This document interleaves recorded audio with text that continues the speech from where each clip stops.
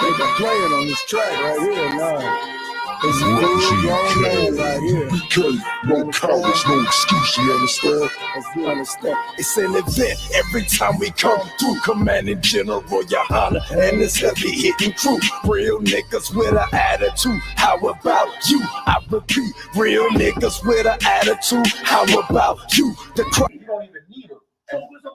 So just like my name. So this is in essence a empowering video for black women.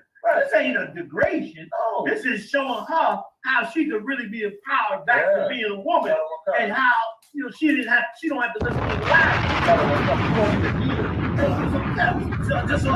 So this is in essence a empowering video for black women. This ain't a degradation. No. This is showing her how she could really be empowered back to being a woman, and how she don't have to listen to the lies no more. It's an event every time we come through. Commanding General, your honor, and this heavy hitting crew. Real niggas with an attitude. How about you? I repeat, real niggas with an attitude. How about you? And they don't even realize how they've been seduced into that way of thinking.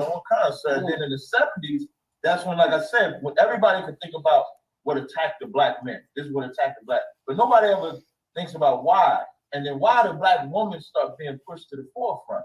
Because no nation that had to come up ever used their woman to do the fighting for them, or to even be the mouthpiece or front piece for them. We're the only ones that you got to put the woman in the front. Got to put Big Mama got to get her. Big Mama got to get. We're the only nation. And even if you think about the feminist movement from a white woman perspective, all the white woman wanted was a job. She didn't want to replace the white man in the house. She just wanted. All she wanted to do was be a VP maybe, or be stop being a maid. But once she got that job, she had no problem reporting to her man. What they did to the black woman is made it to where not only should she get a job, but don't report to the man. You don't even need him. Dang, you don't even need him. So this is in essence a empowering video for black women. This ain't a degradation. No. This is showing her how she could really be empowered back to being a woman, and how she don't have to listen to the lies no more. It's an event every time we come through. Commanding General, your honor, and this heavy hitting crew. Real niggas with an attitude. How about you? I repeat, real niggas with an attitude. How about you? So give the lady a hand. Is this loud enough? Can y'all hear? Oh, y'all hear? All right. I'd like to thank y'all for coming out for this lecture called The Miseducation of the Black Woman. I came up with this lecture, or concept of this lecture, maybe about 3 or 4 months ago, when I started seeing all of the problems really that happens between black men and black women. Because the education that I'm talking about is not saying that everything that a black woman does is wrong, but more so what she's being taught on how to treat a man, her children, her way of life. That's what's miseducating her. And some of it is unknown to her, and it's almost like how the brothers are seduced into doing what they do. Like, we all know what black men do as far as drug dealing, murdering, killing, and that's something that they was taught as well, being miseducated. So I wanted to do this lecture so that women can actually hear men speaking about something other than you ain't nothing, like you're garbage or anything like that, and really get into the root cause of what actually has caused her to be this way, what has broken the divide. Now, for us in Israelite School EPK, we're always going to point to the Bible. We're always going to point to God. We call him Yahweh. Some people may say God or Lord, but either way, if we're not serving him, that's why we're in this confusion state. That's how we got in the condition that we're in, because we forgot to follow the laws that he set forth. Like the education that I'm going to show today is thousands of years old. It's just been lost because we follow this new wave education. This new wave, I don't need a man. This new wave, I don't need a woman. I ain't got to be a father. I ain't got to be a mother. We chose to follow this new wave, and we're the only ones suffering. We're the only community, when you think about it, that even have to have this type of lecture. We're the only community. The white community doesn't have to, the Asian community, the Arab community. We're the only community And we're also the only people that were given that instruction from God. That's why they don't suffer the way they were suffering. So we're going to go through a couple. Can you show me the slide? I'm going to stand up too, but I thought that y'all would feel more comfortable. I'm having a conversation with my family, so I figured I'd have a relaxing environment. My mama came out here, she ain't want me to say nothing, but my mama came out here. But she's an inspiration to why I did this lecture as well, because she taught me how to forgive my father. She taught me a lot. You know what I mean? If she didn't have to, she could have been like everybody else that have been miseducated. So I'm dedicated to her as well. So now here, this is Genesis, and remember, I said I was going to give like a timeline of history. So some of this stuff I have to teach. Now everybody's not on the level that some are biblically. So this is Genesis, the 3rd chapter. And the reason why I'm showing y'all this is because this tactic, one subject matter of the lecture is the black woman God, right? That's one of the things that I wanted to tackle. And I wanted to educate people to show that that concept of making a woman God is not a new concept. Now, some people may say it's an African culture to call black women gods, but if you're going to accept the African culture of calling black women gods, then you would have to accept the culture where they would sew a baby's clitoris up. That's what they do to young black girls. You would have to also consort with the way that they treat their women and so forth like that. So in Genesis 3:1, it says, now the serpent was more subtle than any beast of the field which the Most High God had made. Now a lot of Christians teach that this was a literal snake, but this was not a snake. If you know anything about black people, which is what the Bible was written by black people, you know that we put names on people. So if you run fast, we call you speedy. We might call you big or tall or short. We give you an attribute. We call people that tell on you, what do we call them? We call them rats, or we call them pigs. Not that they're an actual rat or a pig, but it's just a characteristic that carries. So when it says he was more subtle than any beast of the field, meaning this man, which is what there was, he was more slick. He was more diverse. What did the Native Indians call the white man in America? They said he was pale-faced, speak with a forked tongue, meaning he say one thing, but then he would do another. So that's what it's talking about when it talks about the serpent. So he says to the woman. Now, why does the white man today go to the woman first instead of the man? In Luke 3:38, I don't know if you put it in here or not. In Luke 3:38, no, not 3:38. Luke the 3rd chapter says, no man enter into a strong man's house unless he first bind up the strong man. So what has happened in America, what has happened since the garden, is that they strategically will go to the woman to seduce her first, or they'll strategically destroy the man to totally remove him out the house to make the woman more susceptible to whatever destruction he's going to bring to the people. So now, he says, unto the woman, have God said, you shall eat of every tree of the garden? And the woman said to the serpent, we may eat of the trees of the garden, but the fruit of the tree which is in the midst of the garden, God said, you shall not eat of it, neither shall you touch it, lest ye die. When it's talking about the trees and the fruits in here, if we're reading a book, right? If you're reading a book today, what do you call that book when you're taking in the information? You call it food for thought, right? Or I have to digest this, right? Because you're learning something. So when it talks about the fruit and the trees, it's talking about something that you're actually digesting and learning. So when she's saying we can eat of every fruit except the one in the midst of the garden, we can learn of these different things, but we can't learn this. We can't learn this information. It's all of that's talking about. So now, verse 4, and the serpent said unto the woman, ye shall not surely die. Now, the reason why the serpent said that is because, like, if you're a parent and you have children, you can say, if you do this, this punishment gonna happen to you. Like, I know for me, my mama would say, if you sell drugs, you're gonna go to jail. Now, if I sold that drug and I didn't go to jail, what does that make my mother? To make her a liar. Now, if I get locked up 5 years or 2 years or 6 months later, now she's telling the truth, which is the point of what she's saying. So when the Most High is saying, you shall surely die, he wasn't saying in that instance that you'll die, but he's saying that death is coming around the corner because you're disobeying what I said. Right. It's the same exact thing, all right? So now, when the serpent said to her, ye shall not surely die, to that woman, it became attractive, the knowledge that she wanted to learn. Because what happens outside the laws of God? The scriptures say, wide is the gate to destruction, narrow is the right way. So when you go outside the laws of the God, there ain't no rules of what you can eat. There ain't no rules of who you can sleep with, who you can be with. There ain't no rules of what you can celebrate. You can do whatever it is that you want to do. And it becomes enticing when you see everybody having fun. Like that fun, we got to be careful when we accept what is called fun, because we die at the expense of fun. We die when we get high. We die having sex with anybody else that we want to sleep with the same sex and stuff like that. So we have to be careful of that. So she says unto the woman, you shall not surely die, for God both know that in the day that you eat thereof, then your eyes shall be opened, and ye shall be as gods, knowing good and evil. So what did the serpent tell that woman? That she would be a god. And that became enticing to her. So now why is that relevant today?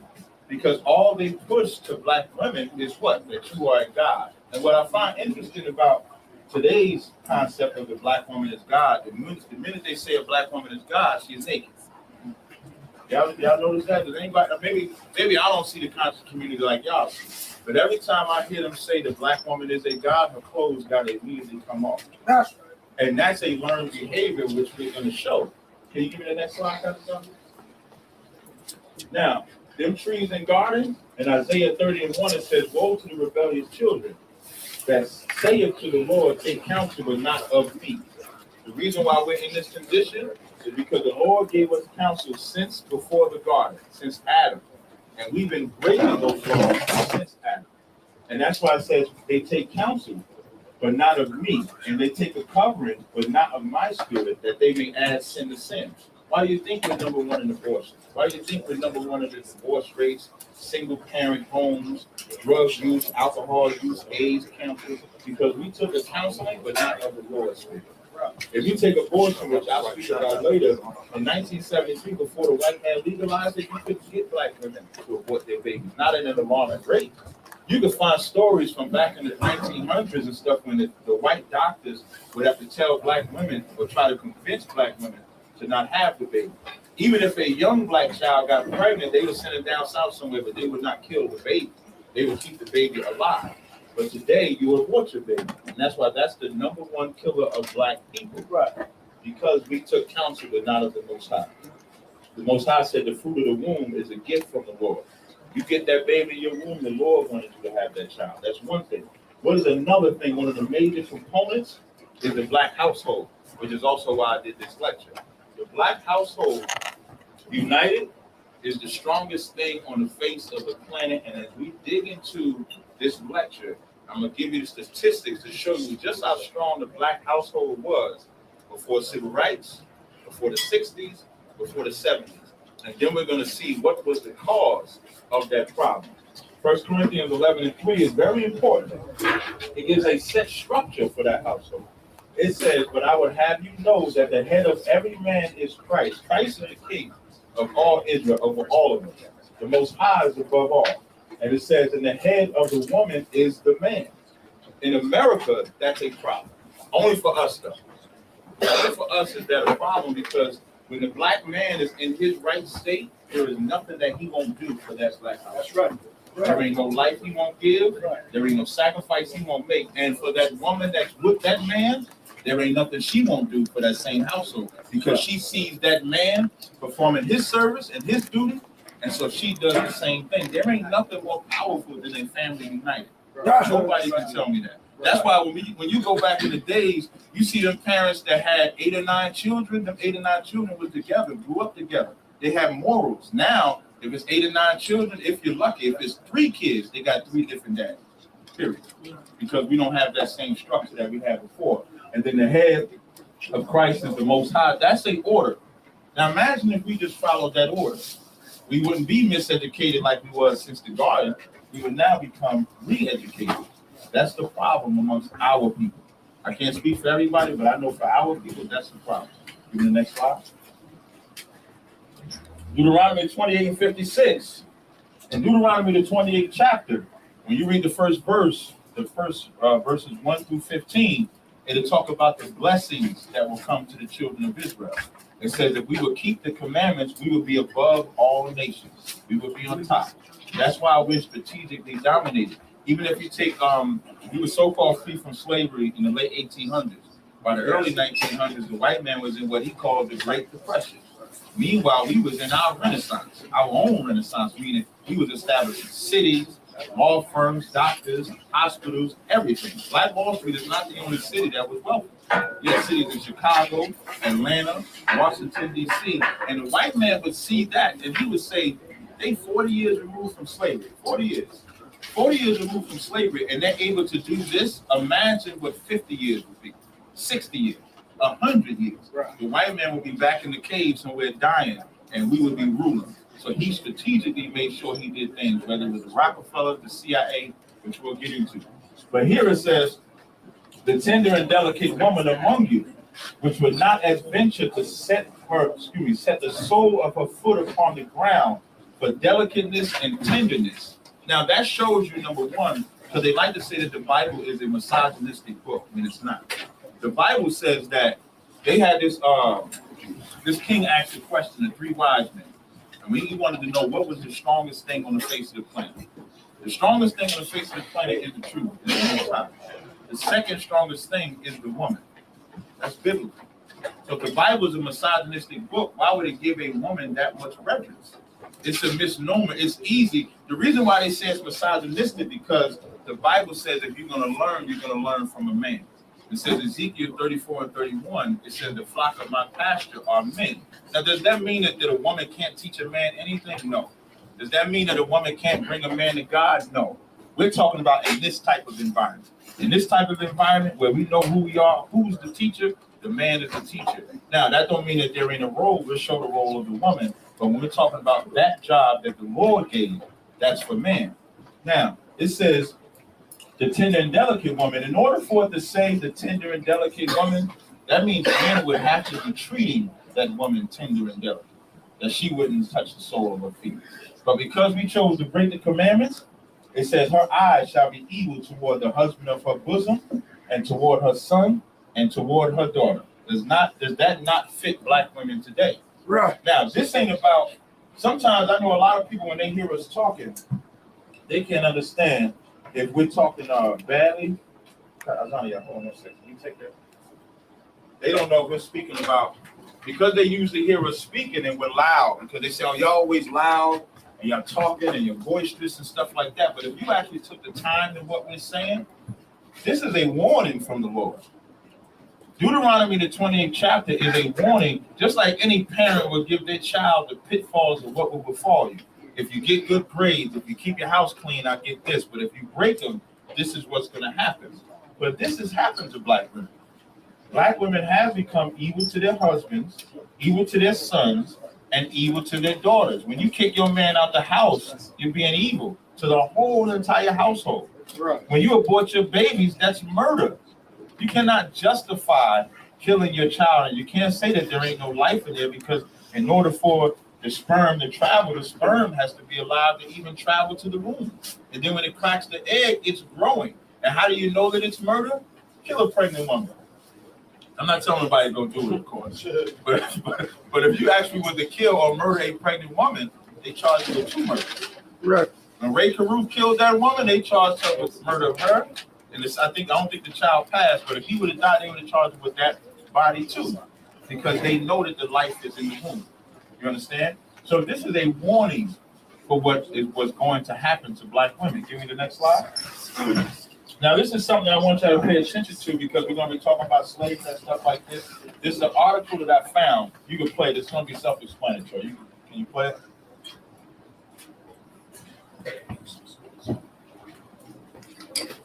There you go, it's playing.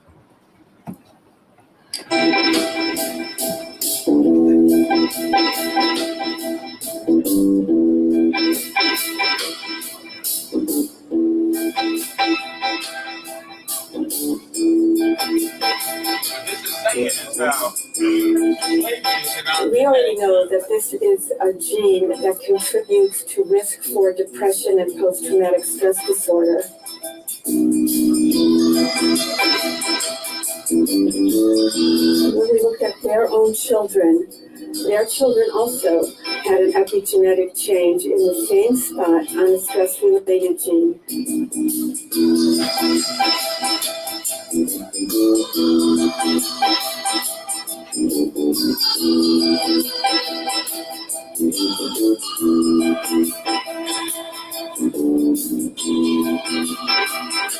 We're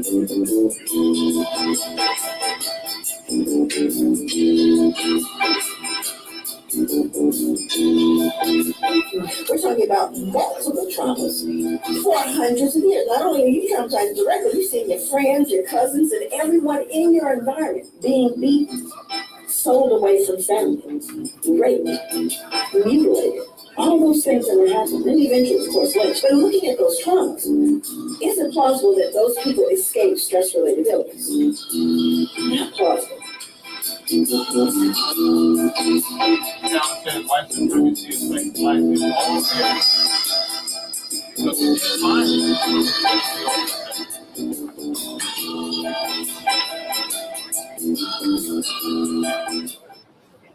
Read the next slide. Now, what they were saying, and this is Dr. Rachel Yehuda, professor of psychiatry at Ian School of Medicine at Mount Sinai. Now, the only reason they came up with this is because they was talking about the Holocaust. I really don't care about white people dying. Right. But that's the only reason they even cared to bother looking this up. So now it says they conducted a depth of research into the epigenetics and integration of transmission of trauma.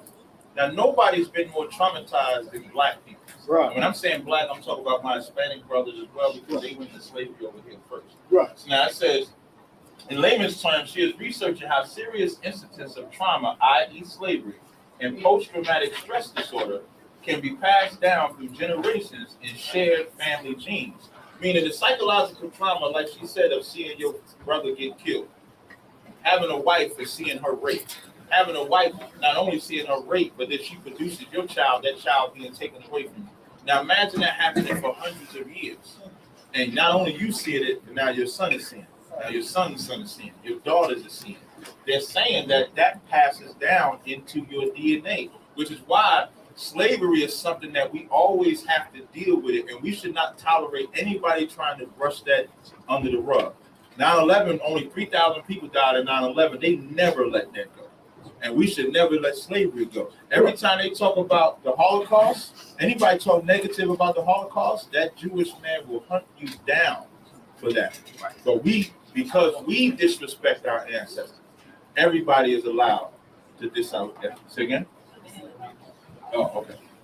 Because we disrespect our ancestors, everybody else is now allowed to disrespect our ancestors. And we have to learn to have a little bit more honor, a little bit more integrity for what's happened to our ancestors. So it says her research has revealed that when people experience trauma, it changes their genes in a very specific and noticeable way.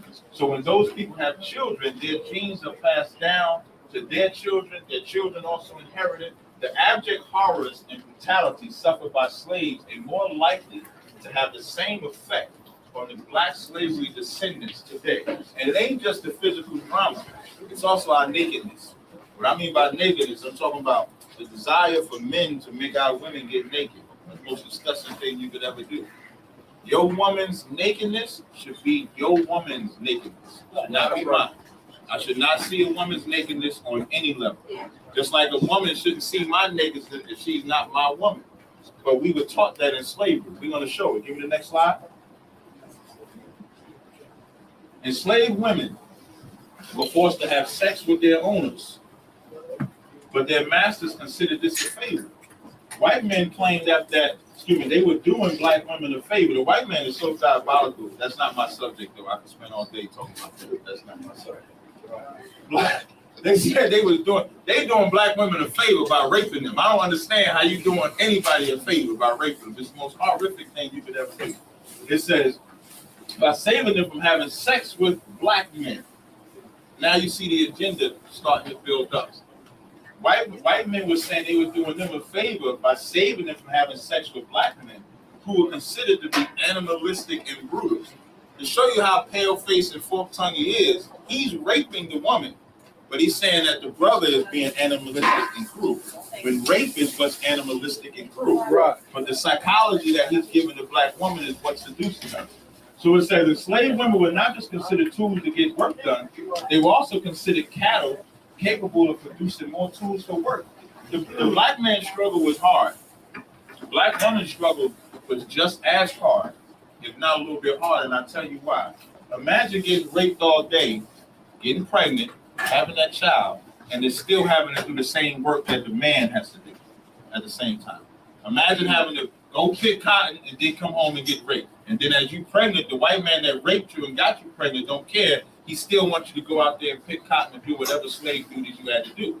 That's why it says enslaved women were not just considered tools to get work done. They were considered as cattle. Like, we have to understand, like, the black man and black woman, if anything, they should forgive each other as a nation. Like, whatever the black woman did to the black man should let it go. And the same thing for the black woman to the black man. That's the only way we can begin to heal each other. And then the sad part about it, everybody gonna say they love God, but nobody's seen God. The scriptures say, how can you love the Most High who you've not seen, but not love your brother or sister who you see every day? And that's the problem that we face in this community. We'll fight each other all day, not realizing the enemy that put that tool in the middle for us to fight each other.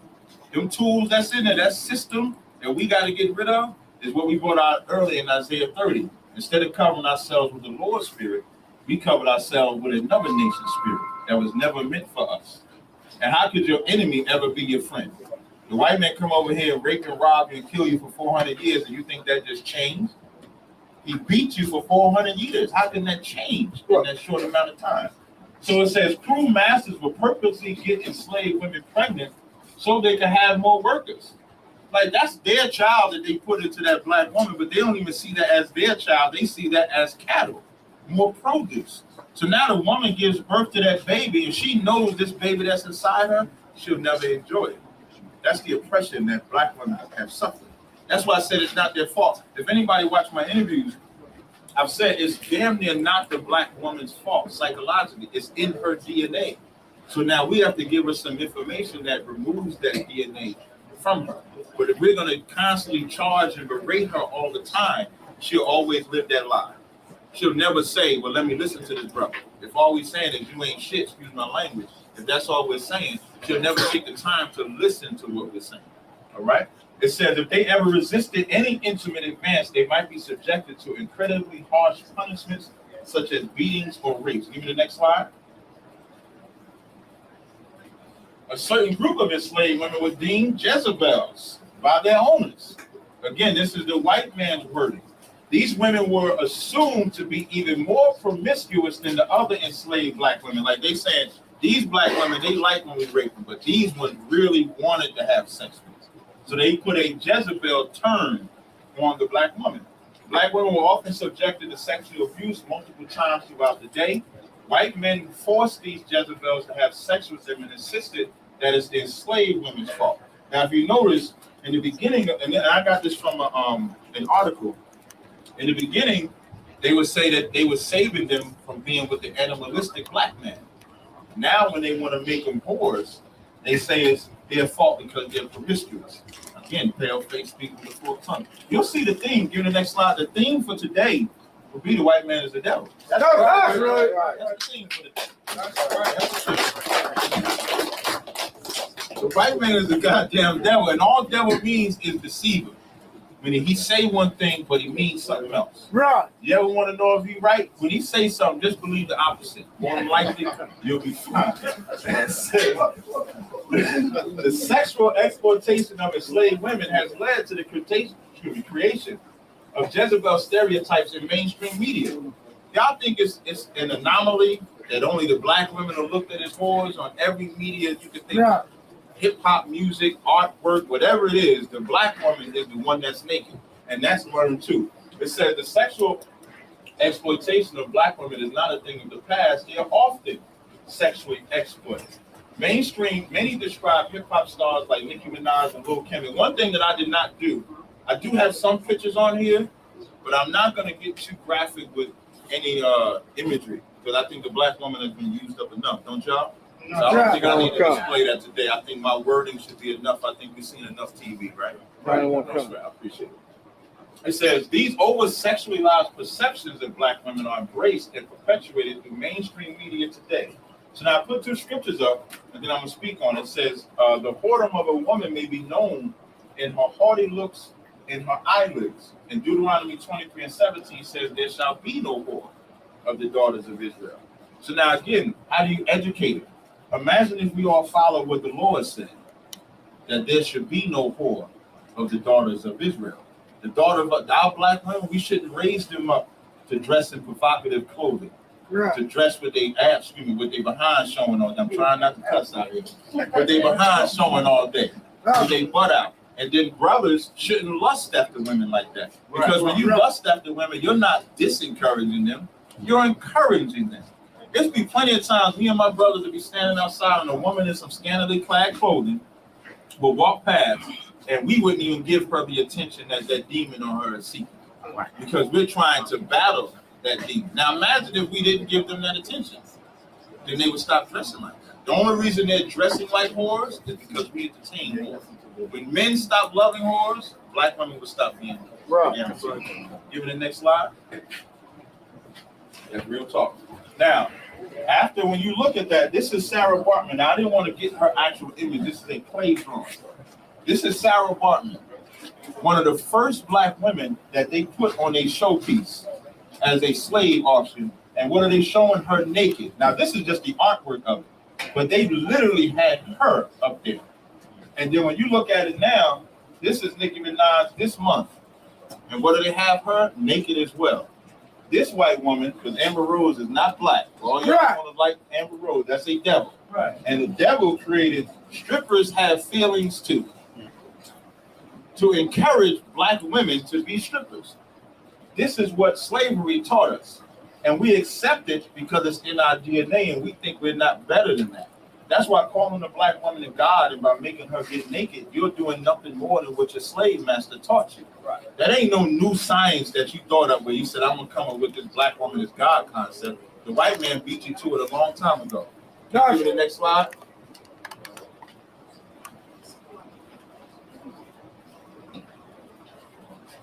This is what the black woman learned from slavery. This is what taught her. It says the American brand of slavery strove toward a rigid disorganization in family life to permanently destroy all potential social structures within black people might forge a collective conscious existence. Imagine if we came over here in slavery, but we was able to retain our knowledge, our information, our culture. At some point, we would stop being slaves. Like the biggest battle we have is that they take the chains off, but we still accept everything that they spoon feed us. And when we talk about the feminist movement, when we talk about Trump, we still accept everything that they spoon feed us, and we think stuff like civil rights fixed us when civil rights destroyed us. And we keep going. Children, when they became of age, were branded and frequently severed from their mothers. The mother was the only legitimate parent of her child because they would take the father out the way. And it says, did not therefore mean that she was even permitted to guide it to maturity. Meaning black women was taking care of kids, we all know that. But half the kids wasn't even theirs that they was taking care of. It'd be somebody else's kids. It'd be the white man's kids. It'd be the white woman's kids. But it would not be her kids. That's why calling a black woman a matriarch, in some cases, is kind of disrespectful. Only because she's had to do it under the worst conditions known to man. She's had to take care of that child, get her back beat, get raped, suffer problems. She had to suffer all kinds of things if it ever went wrong. All right? Deuteronomy 28 and 32. It says, thy sons and thy daughters shall be given unto another people, and thine eyes shall look and fail with longing for them all the day long, and there shall be no might in thy hand. This was given to the children of Israel as a curse. So now, everybody wonder why we can't get out this condition? Is because we're not going to the one that told us about this curse. Instead of, like, but here's what I mean. The Most High gave us blessings, and he gave us curses.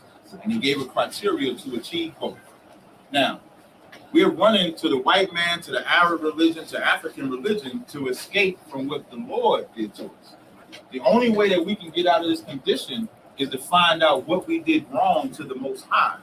We ain't did nothing wrong to the white man. What we did wrong to him? Nothing. We ain't do nothing wrong to no Arab. We ain't do nothing wrong to no African. We offended God the moment we decided to become Christians, Muslims, Methodists, Baptists, whatever you want to call it, atheists, Kemet. The minute we decided that that was better than this is why this happened to us. That's the education. Keep going. It says, were black women ever taken seriously we're going to get into the feminist movement. Because again, this feminist movement, I keep hearing, I had a sister tell me that there were two feminist movements. There was a black feminist movement, black woman feminist movement, and then a white woman feminist movement. And all the research that I find and looking up all these different black women before the white women came involved, they were never feminists. Feminist would mean that you're separating yourself from the man. When I look up Harriet Tubman and Sojourner Truth and other people like that, they was working with brothers. It wasn't trying to disrupt the black household. They was trying to get power or resurrect the black household. So it doesn't apply. So it says the Combahee River Collective argued in 1974 that the liberation of black women entails freedom for all people. Y'all ever notice that with black people? Anytime we got to get liberated or free or anything like that, it has to include everybody. Right. We're the only people that everybody got to be a part of. When a white man, when a Jewish man wanted to get free, they didn't bring not one German with them. Right. Did any Germans come over to? Well, they all Germans. Technically, they all Germans. But for this purpose, the Jewish man, when he came into Israel, when they divided that land in half, they didn't bring the Germans with them. The Jewish man won't even buy a German car because he hates the Germans for what they did to him. And when it comes to black women, it had to be freedom for all people, since it would require the end of racism, sexism, and class oppression. So for a black woman to be liberated, which I don't even know what that means, other than being liberated from a white man, I don't even know what being liberated means, which I'll explain why I say it in a second. But in order for her to get respected, it would have to be freedom for all. That doesn't even make her special. When the black man, when we go through it, when you think about a black man defending his household, he's defending his household because that household is special. You're going to go to an organization to get free, but they're telling you the only way we can do it for you is if we do it for everybody. You're not special no more. Right. It says during the first wave, different accounts of the involvement of African-American women in the women's suffrage movement are given. In 1974, Alice Paul, a devil, notes that the compromise was made. Now, the black woman going to the white man to get liberated, and here was the compromise. It said a compromise was made between Southern groups to have white women march first, because they're the most important, then the men, the white men, and then the black women. So even when they going to get so-called free, they had to go third. When a black man would put his woman first, why do you think we go to war? We ain't going to war just for ourselves. We going to war for our family. But when you get educated by a devil, this is what you'll be taught. Give me the next slide. Who do you think funded the feminist movement? You got to go back as far as the Rockefellers funded the women's liberation and provided all the media coverage. So all this sexual exploitation, all of these movies that you see, like The Colored Purple, For Colored Girls, Wait to XL, New Jack City, all of these movies controlled by them. Controlled by them. And for the sole purpose, when you think about these movies, and I know I'm probably going to jump the gun kind of down, but when you think about some of these movies, I'll just use one. For Colored Girls, what were the black men in For Colored Girls? You had a rapist, you had a homosexual who got AIDS, you had a woman beater, and a child molester. Those are the four men that they put on the forefront. Now, do those men exist in the black community? Yes, they do. I'm not saying that they don't. But do you see movies where a black man is actually taking care of the family, building up the family, fight? Do you see movies where the black household is together? The closest we got, the most realist TV show black people ever had was what? Who knows? Black. No, that's new. Rock was good too, but give me Good Times. Good Times. Good Times was the realest black show ever. Just imagine, Good Times came out in the 70s. Everybody in the projects in the 70s. And who did you have? You had James. And James would do whatever it took for Florida Evans, for JJ, all of them. He never let no intruders come in. He protected his women, his children, and his kids, and they killed him. Why did they kill him? Because what would black people see?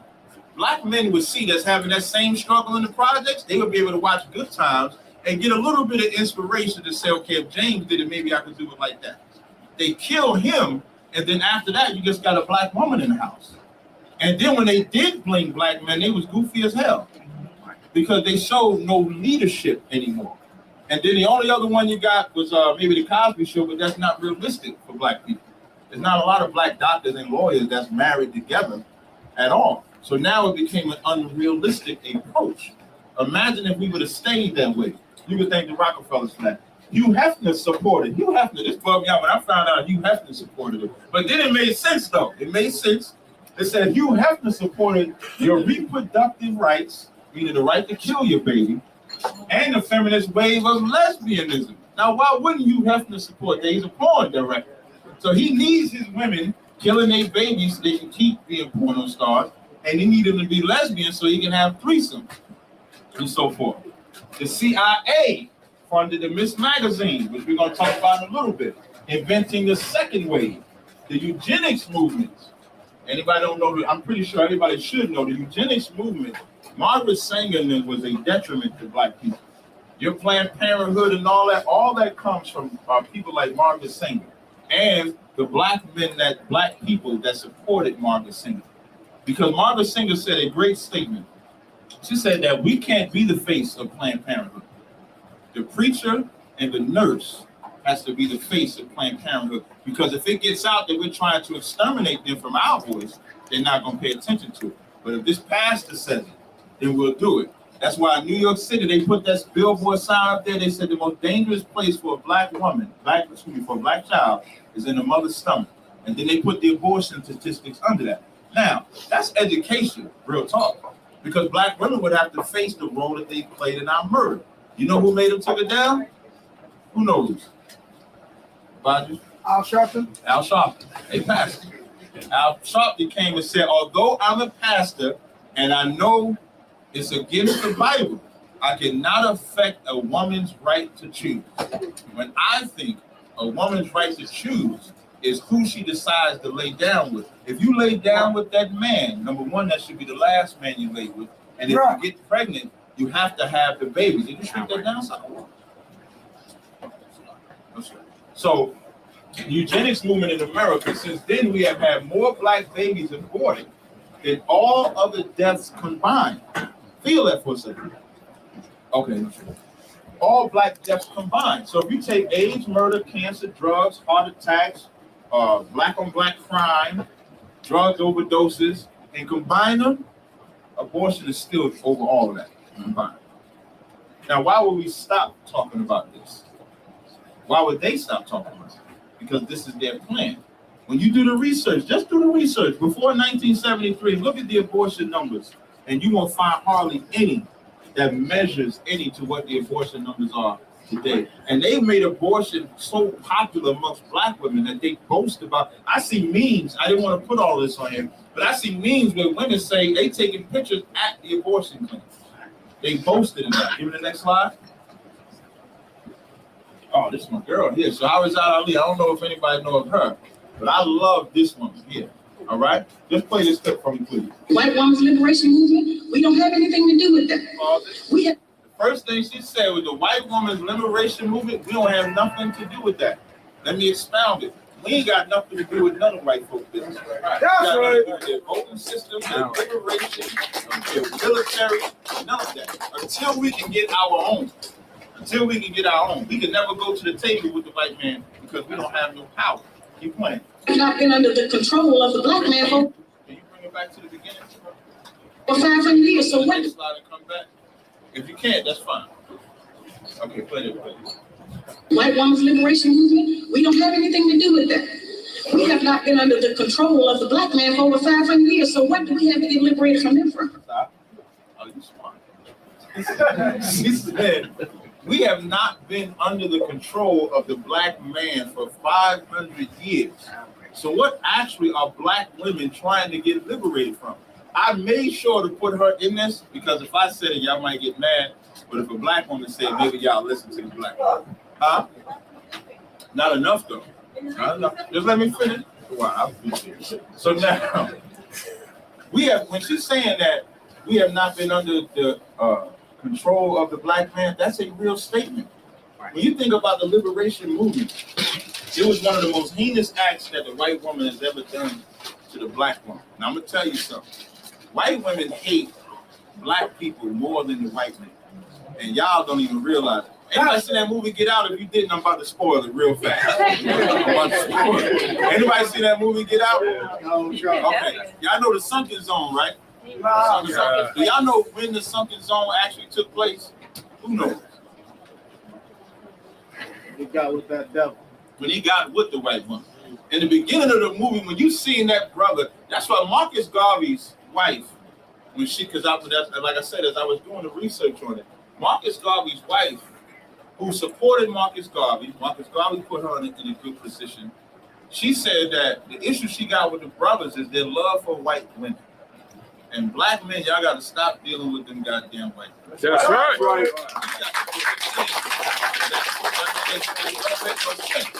So now, but in that movie, they called the sunken zone when she made the tea and did the whole circling with the cup. That wasn't the sunken zone when she met with the white woman. And the best part of that movie, to me, was when that white woman couldn't find the keys. That was the best part of the movie. Because just think about, prior to that, every time he was feeling some type of way, she was comforting him, she was consoling him, giving him all the notion that little Becky loved him to death. Until he realized, they trying to kill me up in here. I need to leave, and then she couldn't find the keys. I can't find the keys, I can't find. And then, when he fights the brother and he about to leave, she says, you know I can't give you the keys. Revealing herself to that brother. And black men need to pay attention to that. All these white women are set up to destroy you. That's right. White woman, like, I don't care how cute and loving. And then after they got him in the dungeon, what's she doing? She online looking for the next Negro she gonna find to bring to the house. Right. That's the lesson to learn from Get Out. That sunken zone wasn't the T.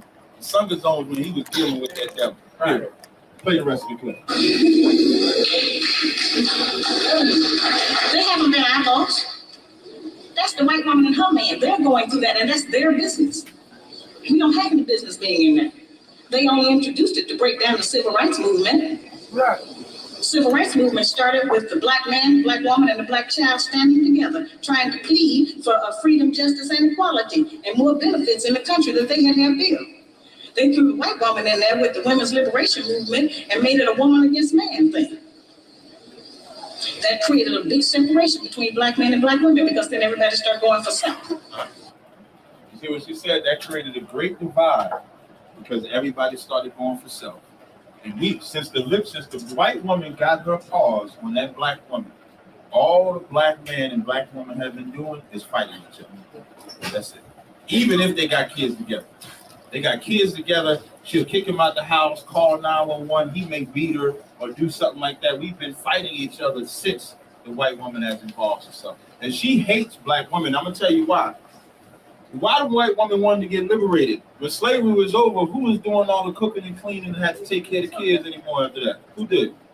White woman realized, I loved slavery. I loved it. Because Mammy was in my house all day. You mean I got to wash all these clothes now? I got to cook this? I never had. Now, just remember, she said 500 years. That's slavery. 400 or 500 years. So 400 or 500 years, the white woman sitting on her ass. What was she doing all day? She ain't doing the cooking and cleaning or nothing. Even the white man would be doing some form of work, whether it was overseer or trying to conquer or something like that. The white woman was doing nothing. She was living in her pleasure. And now slavery is over, and the black woman is gone, and nobody can clean up. So how can she bring the black woman back? I convince her to hate a man.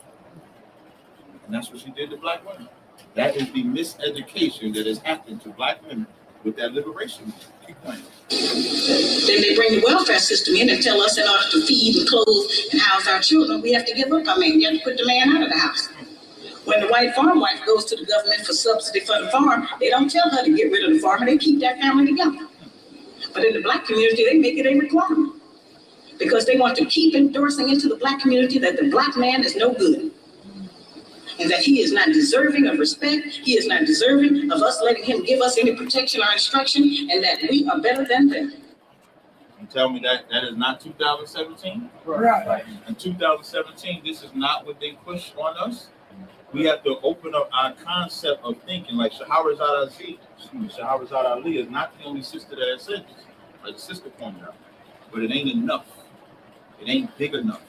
It ain't pushed enough to where black women can start forgiving their man for black men to start forgiving their women, which is what's needed in order for this community to heal themselves from the atrocities that have happened to them. Next slide. Oh, I put this picture up because who they now part of the feminist movement. One of the great ones was who the Black Fist girl? What's this girl's name? Yeah, I knew everybody knew her name. Black Fist, Black Power, and the Black Dyke. You understand? Black Dyke. With a white one. That's Gloria Steinem and that's Angela Davis. So even though Angela Davis put a fist up, she's licking a box. How does that fix the black household? That's right. I mean, your wife is white. yeah, I'm not surprised. That's what I said. White with a white woman. Right. That's what I said. Yeah, she had a white wife. She had a white, yeah. But she Black Power. She Black Power. When we talk about this devil here, oh, look, don't she look like Satan? When we talk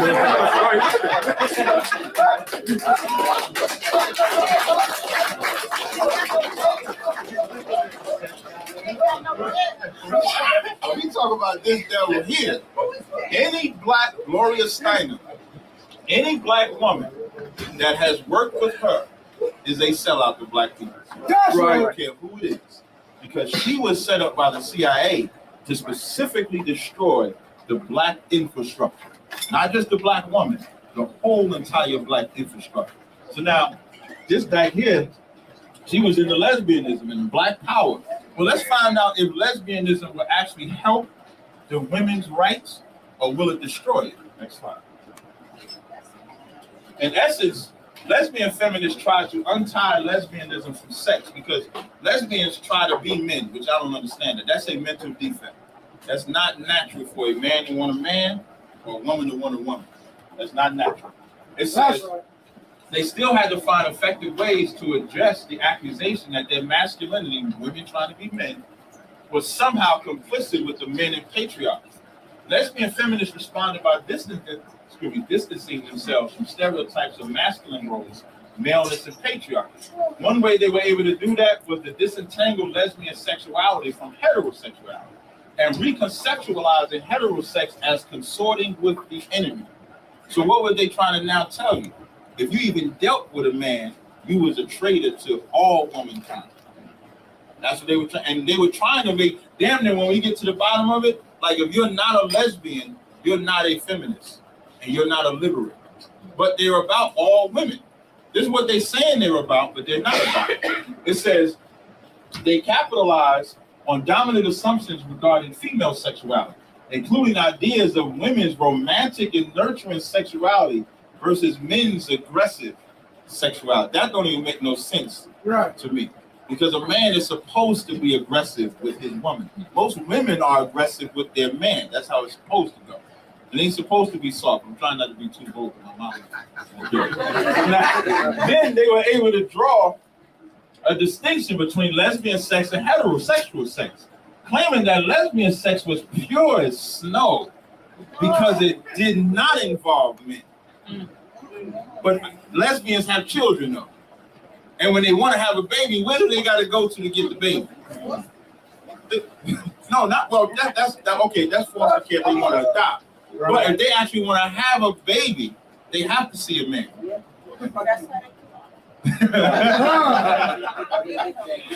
They were then able to draw a distinct. I'm sorry. The males seek to conquer through sex, while the female seeks to communicate. Here's the heavy part: lesbians carry dildos. Right.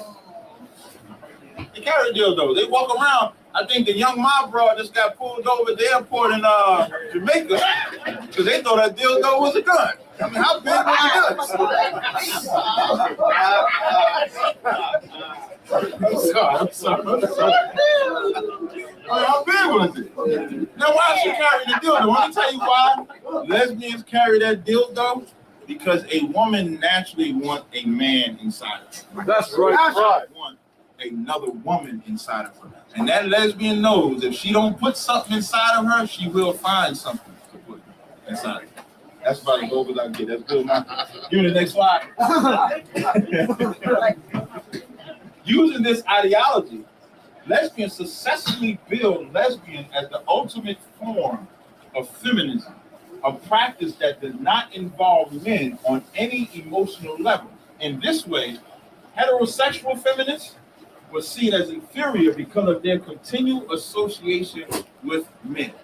Meaning the liberation movement was supposed to be on the premise, was supposed to be about them just getting a better job or something like that, or being respected. But what they ended up turning into, they wanted to be something that totally removed men out of the equation. And there's only one race of people that I see that affected the most, that's us. Because whether they're lesbians or not, they removed the black man out of the equation. I'm gonna give you an example. That next slide. Oh, these are, I didn't want to put too many in. But Romans 1:25, it says, "Who changed the truth of God into a lie and worship the creature more than the creator?" Lesbians swear they be Christians, love God and all that. But if you're a lesbian, then you turn the truth of God into a lie. Right. And in America, they made homosexuality, they teach it in the schools now. They teach homosexuality of all sorts to children, as if children need to learn that. Right. And then the heavy part, you can't even say that you're born that way. Because if you're going to say that you're born that way, if somebody murdering, you should be able to say I was born that way. Right. And you shouldn't do nothing about it. The fact that it was classified as a disease and then changed tells you that there's something psychologically wrong. It says, "For this cause, God gave them up unto vile affections. For even their women did change the natural use into that which is against nature." It is against nature for you to be with another woman. Not none of y'all in here, so that you ain't applying to y'all. Give me the next slide. I'm going to give y'all an example. Now remember, the WNBA is supposed to be about feminists. We got next. Slide here. We got next. The WNBA. Former Stanford star Candace Wiggins. I was bullied in the NBA because she was straight.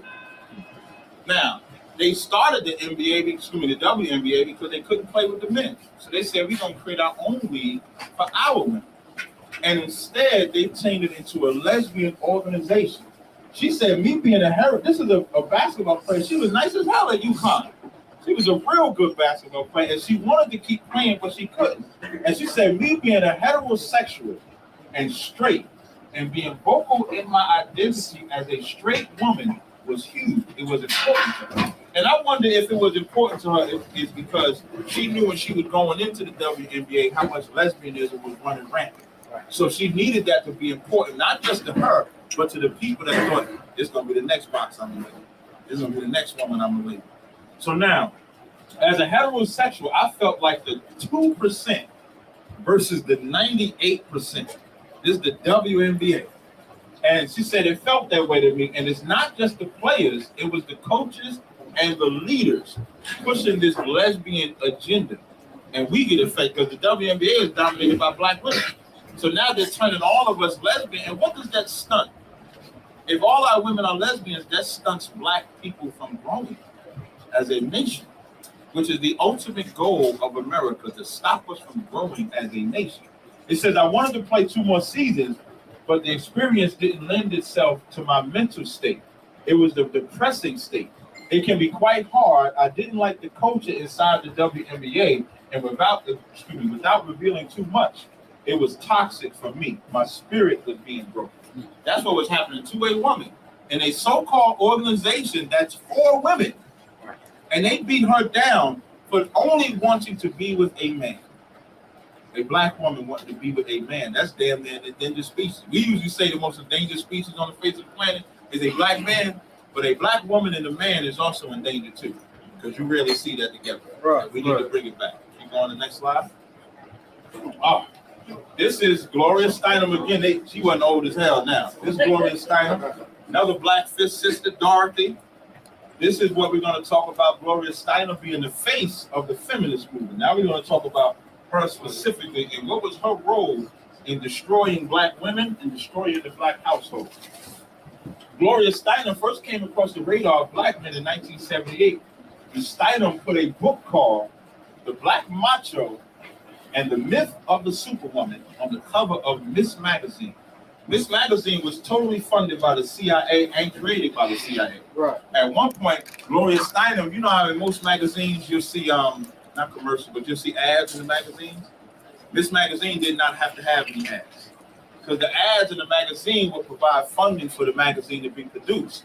But because the CIA was paying for everything up front, she didn't need no funding. She didn't need no ads. So her magazines was ad-free.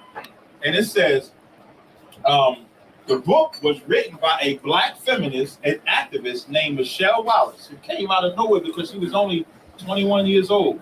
And she wrote this book called The Black Macho and the Myth of the Superwoman. Wallace was in her early 20s at the time, yet she was being touted as a leader of black feminism. Who was she being touted by? The so-called white man. When y'all see the white man parade a brother or a sister as a leader, you should run from them. Right. They parade anybody black. You want an example? Barack Obama. That's right. Who knew of Barack Obama like that before the white man put him up for presidency? But Right. everybody loved Barack. They was calling him Jesus Christ in the flesh. And he was going to come and free black people. And all he did was open up homosexuality, transgenders, and more Planned Parenthood clinics. He didn't have one single thing productive. I know most people like to tell me healthcare. But when he was going for office, he didn't say, I'm going to bring healthcare for black people. He said, I'm going to liberate black people. I'm going to do this for black people. He was going to be the voice, but he never was the voice. Matter of fact, I think it wasn't about every 3 months, 4 months, it was a black person being killed, and he did nothing and said nothing about it. Right. When them kids died in Connecticut, he cared about that. Not only did he care about it, black people cared about that. Victor Cruz putting on his sneakers, that's why he tore his damn knee up. Putting on his damn sneakers and everything. That's why he tore his knee up. Anyway, in the book, Wallace called abolitionists like Harriet Tubman and Sojourner Truth ugly and stupid for supporting black men. Black men. That's what this book was. The book said that Harriet Tubman, who some called a general for her generalship, for her leadership in freeing black men, Sojourner Truth, another strong sister, called them stupid and ugly for supporting black men. She called black revolutionaries chauvinistic macho pigs and advised black women to go it along. How could you call, like if you think about at this time in the 70s, you think about Muslims for, Malcolm X and the Muslims and stuff like that. And I'm not talking about their ideologies right now. I'm just talking about them as black men, all right? So you take the Nation of Islam and those brothers, you take the Black Panthers and those brothers, what were they fighting for? They were fighting for the black household. Whether I agree with their ideologies or not, in their sense of authority, they were fighting for the black woman. They were fighting for the black man. That's why they're calling them revolutionaries. And who's calling them revolutionaries? The white man, because they're trying to change from their system of government. But this black woman said that black revolutionaries were chauvinistic pigs and advised black women to go it alone. So who was going to protect them? Who's going to protect black women? We done already showed you they put black women in the third position. White women first, white men second, black women third. They got rid of the black man. Gloria Steinem said that Wallace's book would define the future of black relationships. Did she not tell the truth? Black women been going at it alone for the last 40 years. Been going at it alone. And how has that worked? And then when we start charging black women for taking ownership for going at it alone, they get offended. But it's better to say, you know what? I was wrong for going at it alone. I need that man to come back in the house. Can I please come back in my house? I'm calling you, emailing you. Can you please come back in my house and fix it? All right? Excuse me. And she pushed hard to make sure the book would see massive publicity. Give me the next slide. Gloria Steinem's work triggered a flood of hate black men books and films that continue to this day. I mentioned Color Purple. I've never seen Color Purple all the way through. I've seen like bits and pieces of it. Like the guy that's trying to tell you some part, I remember that. I remember when Whoopi Goldberg, the kids, I think was in the field or something like that. I don't really remember much about the movie. I know that the father raped his daughter and then gave her to Danny Glover. That's the start of what imagery they start putting on the black man in the media. And then I already told y'all about 4 Colored Girls. And here's another part. Waiting to Exhale. Anybody seen that? Waiting to Exhale. Waiting to Exhale. It start off with the brother leaving her for a white woman. And then Angela Bassett, she meet Wesley Snipes, the king of dating white women. You meet Wesley Snipes in the hotel, and who he got? A white woman. Then you got the sister Whitney Houston dealing with a married man, so of course women look at him like he's disgusting. Then you got the other sister that's dealing with two men. One of them is an alcoholic. Remember, he was outside the house, talking about why you ain't going with me. Then the other one dissing her and leaving her. And then you had the one with the son, right? And that's the part I want to bring out. At the end of that movie, and I happened to see this as I was leaving my house today. At the end of that movie, the mother was talking to Gregory Hines, which Gregory Hines didn't play a homo in the movie. He's a homo out. Right? So that's even worse. So there ain't no black man to look at. There ain't no black man to look at. So if you're looking at Gregory, he's playing an outer body experience right now because he's home. So, but the sister says something real heavy, which we're going to get into a little bit later. She said, I was wrong for keeping my son Tyree from traveling because I was looking at Tyree as more than just a son. He became like my man, not in a sexual way, but he became my man. So I started treating him like my date and so forth like that. Because black women, again, you wanted to be free, but you really didn't want to be free. You needed that manly presence in the house. So you would try to keep a man around. So who would you keep? Your son. That's why they would call them what? Mama's boys. Because you would then develop a relationship with him. That's another part of the miseducation. I'm sorry. The so-called black feminist movement was created and manipulated by the CIA from the very beginning. We always speak of the infiltration. I kind of jumped it. We always speak of the infiltration of the civil rights movement, the FOI, the Black Panthers, among others. But black feminists are still unwilling to admit that they were infiltrated and manipulated to destroy the black man and the black household. The result of hate black men movement has become more than just a political point of view. It is now a central part of culture of black women. And this fact has led to the complete distortion of black relationships, and the CIA had a direct hand in handling that. I was listening to I'm Independent by Salt and Pepper. I'm a little older, that's in the 80s. In the song, it said, I'll wear the pants, you wear the dress. That's what Salt and Pepper is saying. That's all that you would see all throughout. Even light-skinned women and dark-skinned women. School Days. School Days, great movie, right? School Days, great movie.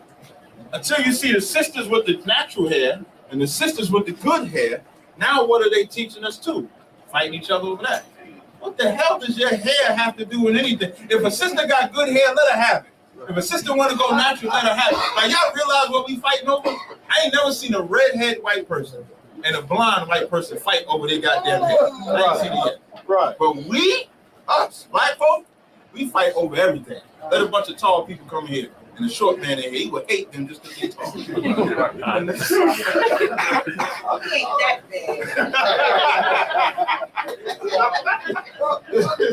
This is Job, the 39th chapter, the 16th verse.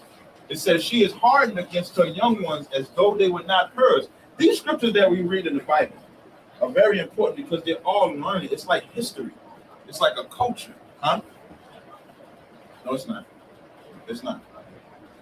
Job 39:6 says, she is hardened against her young ones as though they were not hers. Her labor is in vain without fear. Verse 17, it says, because the Most High hath deprived her of wisdom, neither hath he imparted in her understanding. What time she lifted herself up on high, or Asher can lift herself up on high, what time she lifted herself up on high, she scorned the horse and his rider. Who's the horse? Who's the rider of the horse? The rider of the horse synonymous is who's pulling the trail, who's pulling the wagon. That would be the brother. That would be the black man. So when it says she scorns the horse and the rider, it's talking about her tearing it down with the wisdom that she learned from that feminist movement that totally destroyed her. When you read Job, the 39th chapter, the ostrich is used as a metaphor. Give me the next slide. Say again. No, but I didn't want you to think it was that he was talking about a literal ostrich at that point. It was just a metaphor. Can I play that? Now I'm gonna show us what's called. Now I'm gonna play this. This is in the 80s. And I'm just showing you how once that feminist movement came in the 70s and the 80s and the 90s, we're gonna go through some statistics. We're gonna go through this video here and show, was it better when we were separated or was it better when we were together? Okay, everybody with me? Blair? Raise your hand if you're married. None of you are married. Raise your hand if you would This is in the 80s. They got these black women here. Blair? like to be married to your baby's father. One. None of them want to be married to their baby's father. They just asked, do y'all want to be married to your baby's father? I said, no. The rest of you don't plan to get married. Why don't you plan to get married? I'd like to know that. You already have your child to think about, and then you have a whole family to care for. You know, it's a lot of responsibility, and then you don't want the commitments. I don't want no man holding me down because I think I can make it as a single parent. But don't you think you might need help in raising that baby from a man? Not really. I didn't have a father. My father wasn't in the home, so you know it really male figures are not substantially important in the family. You see that? That's in the 80s, so that's like 10 years removed from the lesbian movement. Our young, those are all teenagers. And now they're taught they don't need a man. You see how she said the male figure ain't been in the house? Because he's been removed from the house.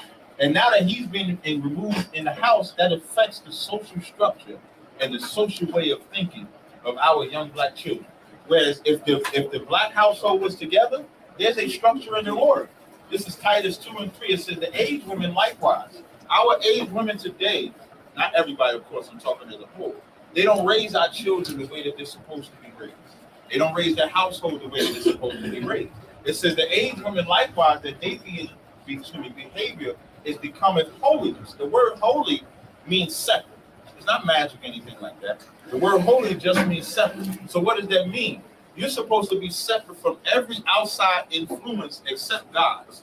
Except the Most High's, you're not supposed to have anything. It says not false accusers, not given to much wine, teachers of good things. Like I said, women do teach. Women can teach men. Women can. When I'm saying men, I'm not talking about in the spiritual sense, but things that they may not know. They can teach their children. They can teach their younger sisters. They can teach their younger grandchildren, etc. That they may teach the young women to be sober, not in an alcoholic way, but sober meaning clear-minded, meaning level-headed. How to deal with things as you get older because they have the experience of living a certain way. But being that our age women are not living that certain way, now you get the trickle-down effect. That's why you got so many teenage pregnancies and they don't know what to do. To love their husbands. This should be underlined and capitalized. I should have underlined and capitalized that. Right. To love their husbands. And let me tell you something. Right. You let that man go inside of you, that is your husband. That's right. He goes inside of Right. you. That is marriage. You can't let multiple men go inside of you and just say, okay, now I'm going to go to the white man, get his permission. Now I'm really married. Right. You realize that? The greatest treasure the black woman got is your body. Just like the greatest treasure the black man got is his body. So now you're going to give your body to 5 different men, but it's the only one that you got the permission from the white man to marry is the one that you consider your husband. Don't make no damn sense. And to love their children. If you kick your man out the house, you don't really love your children. Right. You put your man on child support, you don't really love your children. That's right. You make your man suffer. And this goes for men too, but we're talking about the woman today. All right, so I don't want nobody to say, well, the man got to do this or nothing. I understand. We'll talk about that tomorrow. Today is just the woman. If you do any of them things, you do not love your children.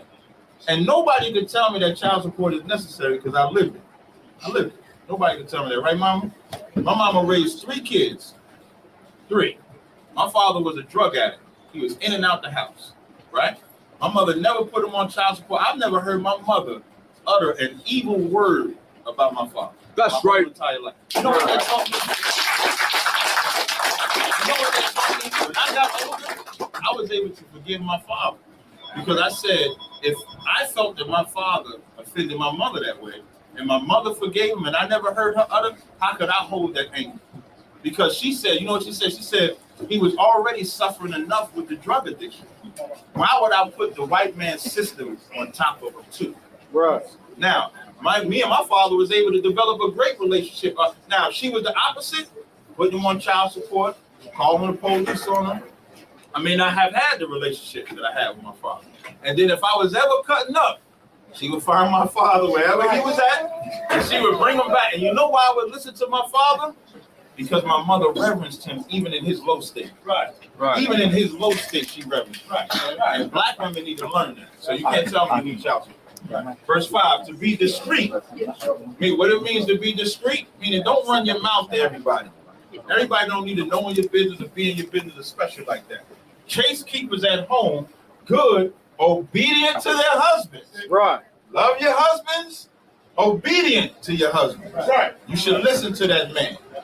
It says that the word of the Most High is not blasphemy. So when you do the opposite of these things, you're blaspheming the Most High, because he created you to be with your man, just like he created the man to be with his woman.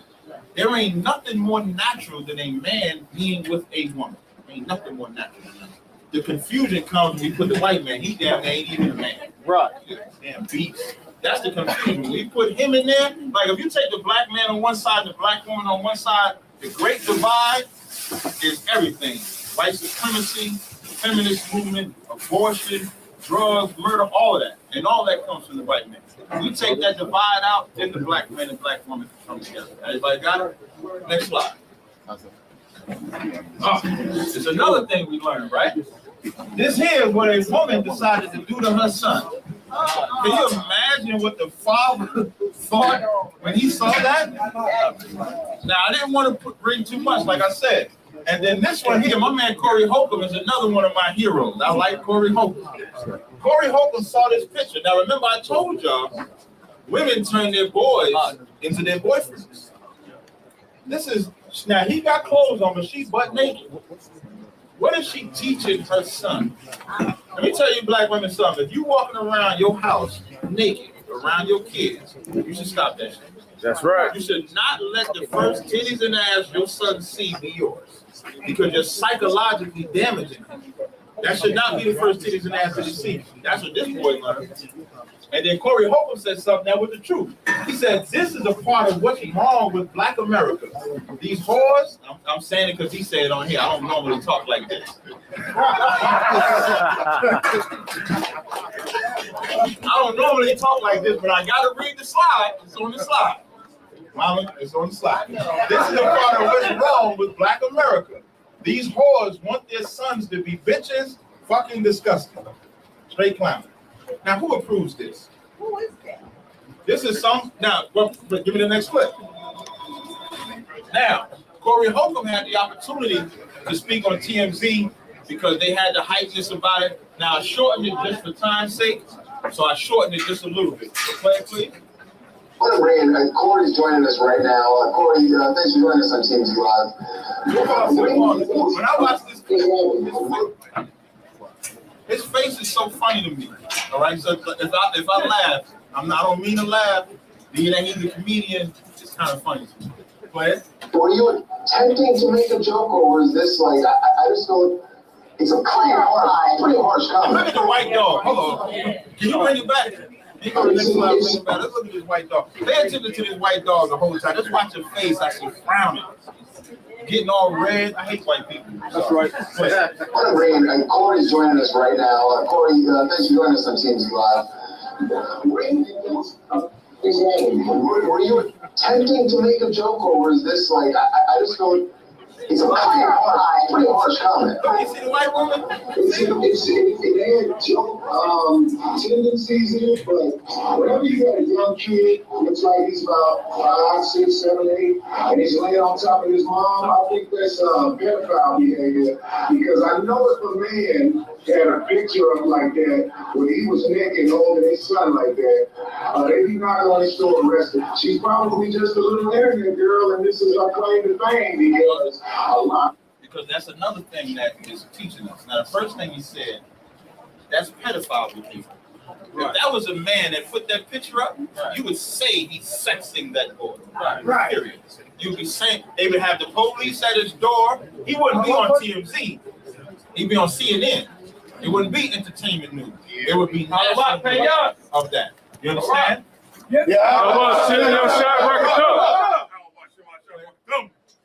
People who I know saw that picture and they felt the way I felt. So a lot of people who don't feel like the picture is offensive, you know, that goes to show it's two different sides to this world. But that picture looks like a naked woman who has her son who's too old to be sitting on top of her naked. And but your tweet said that what was wrong with Black America is they want their sons to be bitches, which is almost insinuating that there's something effeminate about what the kid is doing. I don't understand what you're saying here sounds different than the tweet. yeah, so what? I mean, I wouldn't expect you to understand, but what I'm saying is. You said, Jerry, what you said, I wouldn't expect you to understand that. That's real talk.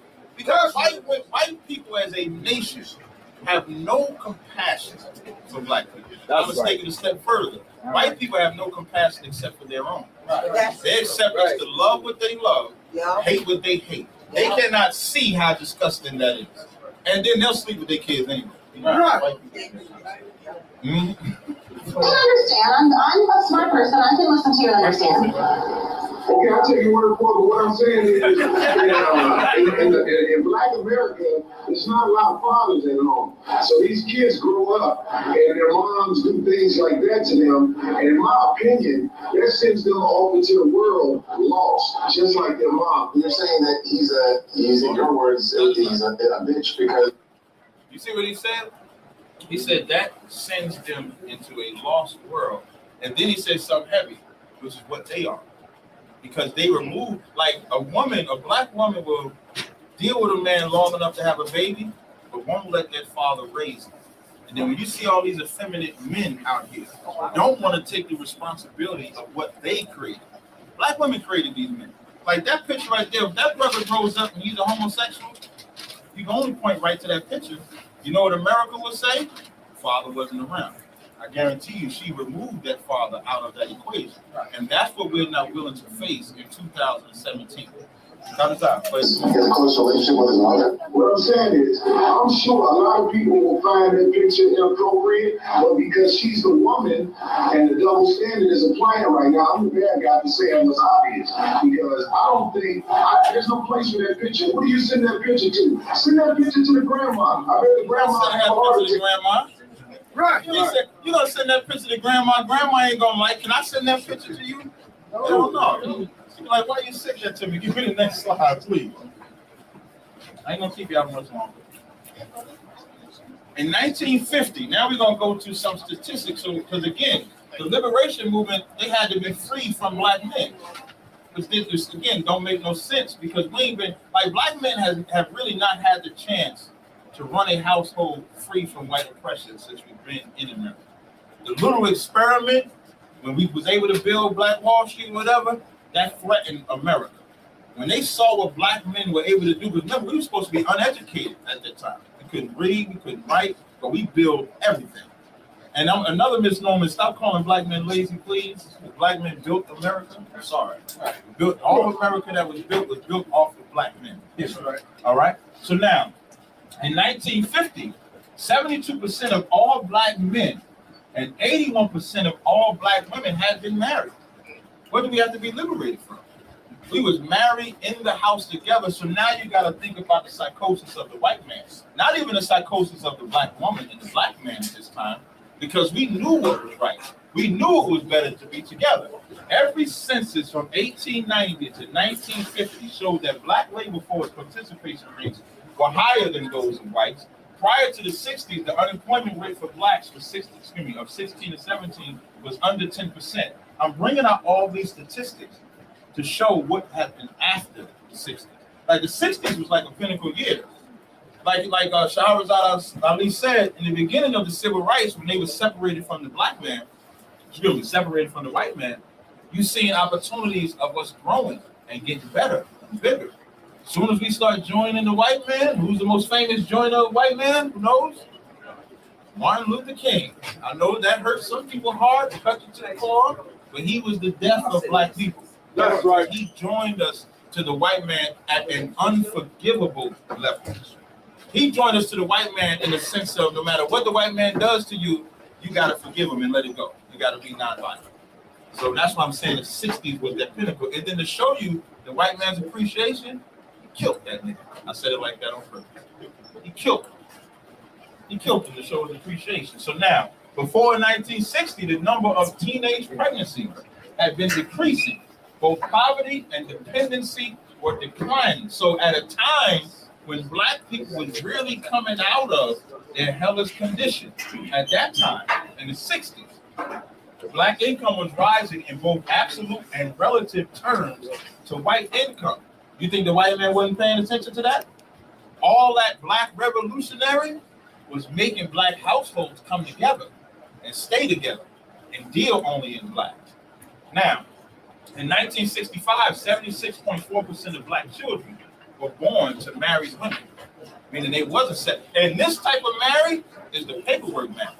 Nowadays, say y'all Israelites call it marriage, but this was the paperwork marriage, which makes it important. Meaning, the black man was going to get the paperwork to actually marry his woman. 76.4%. Next slide. Between the 1960 and 64, blacks were rising to professional high level positions at a greater rate than the 5 years following the passage of the Civil Rights Act. Civil rights was supposed to liberate black people all the way and bring us into the fold.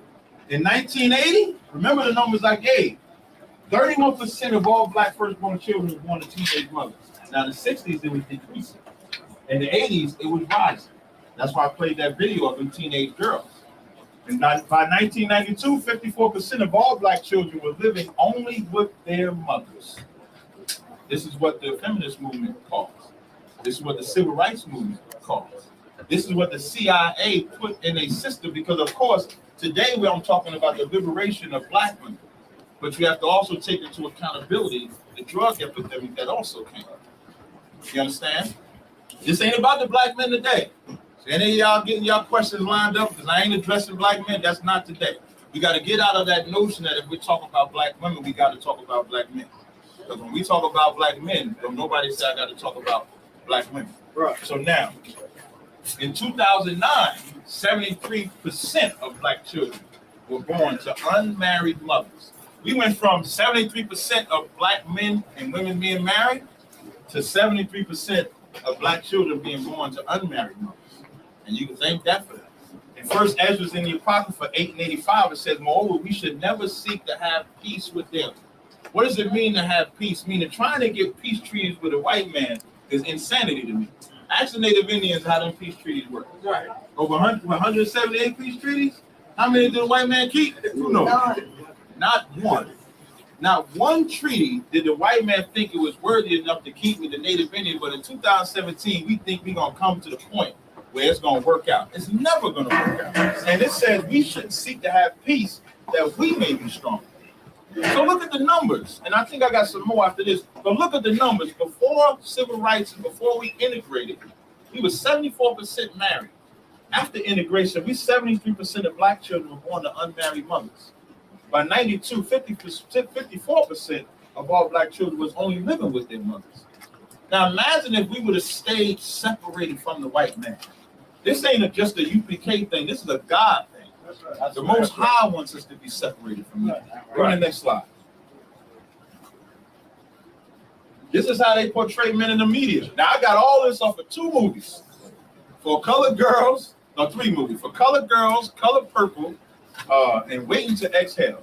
These are the only bottom lines that they deal with, for the most part. Now you're gonna probably give me the 2 movies with Denzel doing something good. But for the most part, they got us portrayed as a rapist. They got us portrayed as a rapist, the abusive crazy man, the liar, the brother on the down low, child molester, a pimp, the non-existent baby daddy, and the drug dealer. One of these is what your average black man is playing in the movie. Unless he killing for the white man or something like that. You gonna say something? Oh, how could I forget the last one? Homosexual. So I probably get that one. This is paramount today. Right. This is paramount. What was that movie, Moonlight? I've only heard of it. I refuse. When they told me, and just imagine what they portraying. If I'm not mistaken, that's a black father sleeping with his son. Am I correct? No. What is the movie Moonlight? It wasn't a father and son? No, Okay, that's a YouTube video. A YouTube movie, rather. Okay, I'm sorry, I'm getting confused. The YouTube movie was about a father. And was there any homosexuality in it? Yeah. They got an award. They got an Oscar. When I see the white man give an Oscar to niggas, excuse my language. When I see the white man giving an award, just think about it. When they give an Oscar to Denzel, what did he have to play? The drug dealer. The cop drug dealer at that. Monsters Ball, do I really got to go into that? Oh, I didn't. Monsters Ball is one of the most heinous movies I've ever seen. Halle Berry. Before Monsters Ball, Halle Berry was the bomb to everybody. Everybody liked Halle Berry. It was in the rap songs, all of that.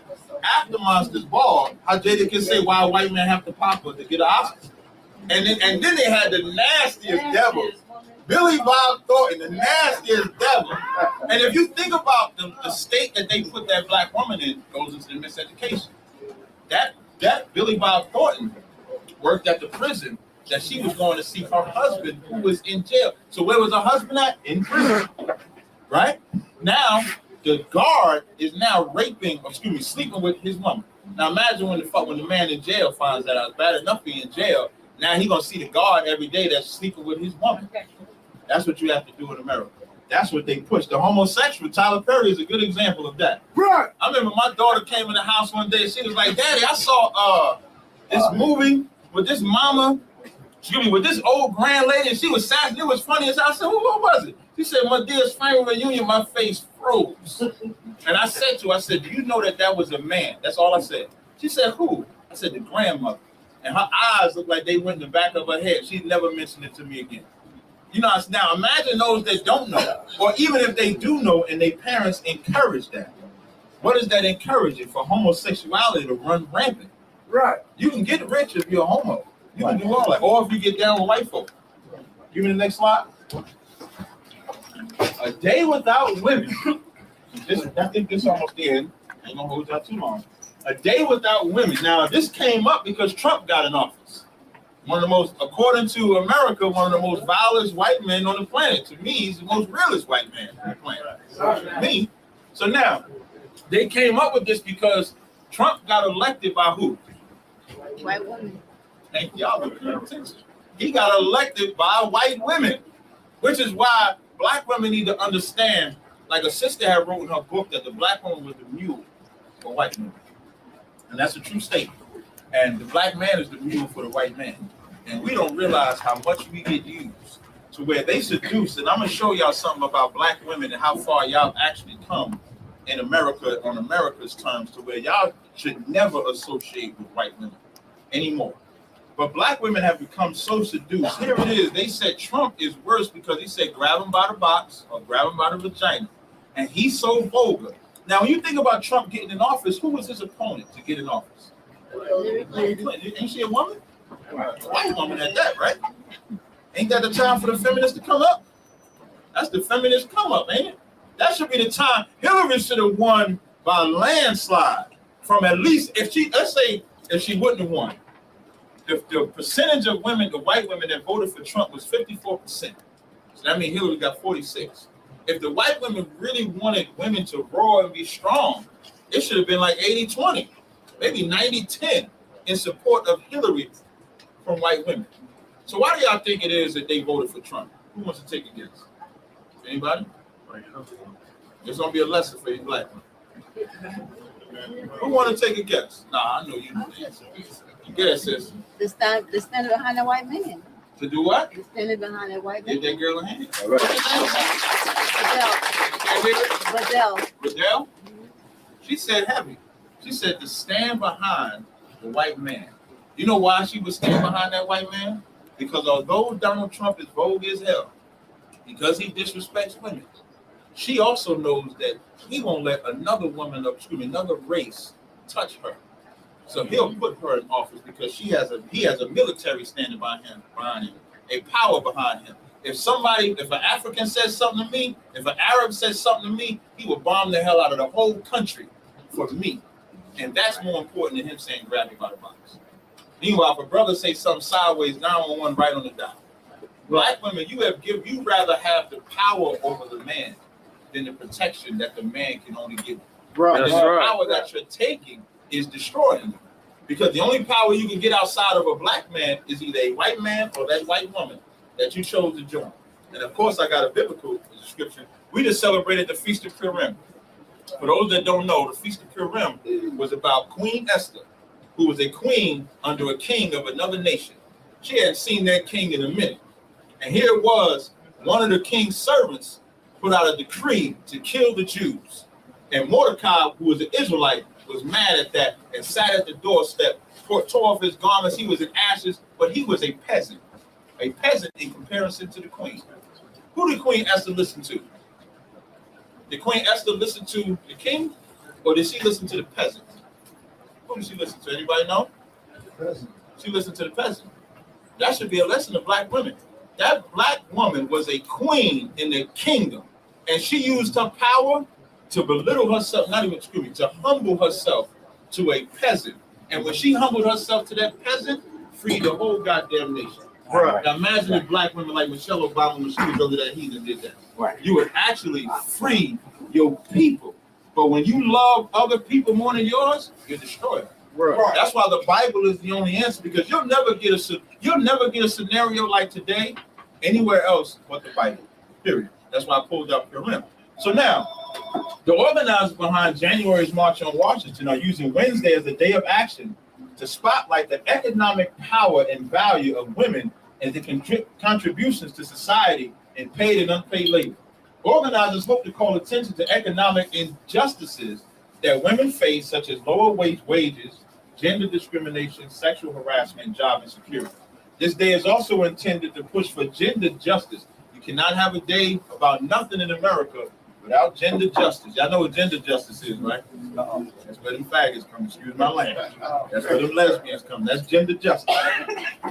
Recognizing that trans and gender non-conforming people face equally compelling issues of discrimination and marginalization. And since we've been in America, every time they've had an active public right for black people, gays are always a part of it. Martin Luther King's right-hand man was who? Who knows? Bayard Rustin, an open homosexual.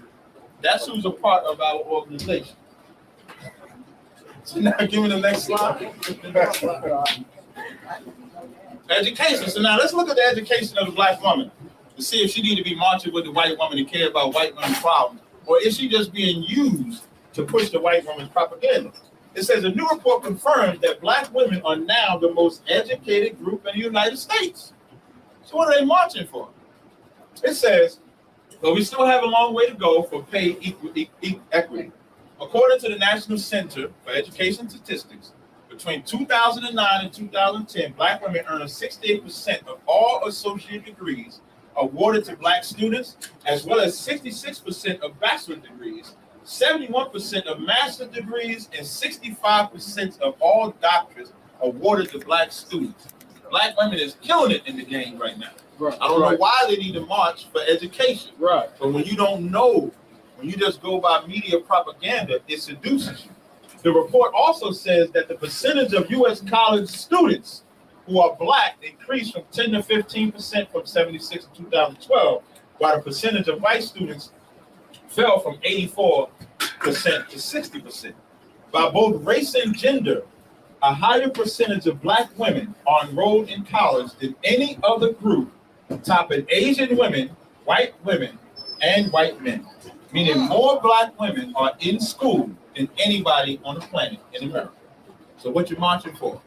But when you don't know this type of information, when you've been seduced, that's why I brought it from slavery. That's why I showed the DNA. When it's in your DNA to subject yourself unto the punishment and torture, you don't think to look it up. You just follow, well, I'm going to hate Trump because the white woman hate Trump. You don't even really know why you hate Trump. That's why, like, a lot of people got mad at me when I said I wanted Trump to get in office. I really did. I'm going to tell you why. If we would have had Hillary Clinton in office, we'd have been under that same 8-year spell Obama put us under. Looking for another opportunity. Having Trump in office allows you to face the white man in his purest form. Right. When you think of your president, when you salute that goddamn flag and say, I pledge allegiance to the United States, now you got to think of a real devil.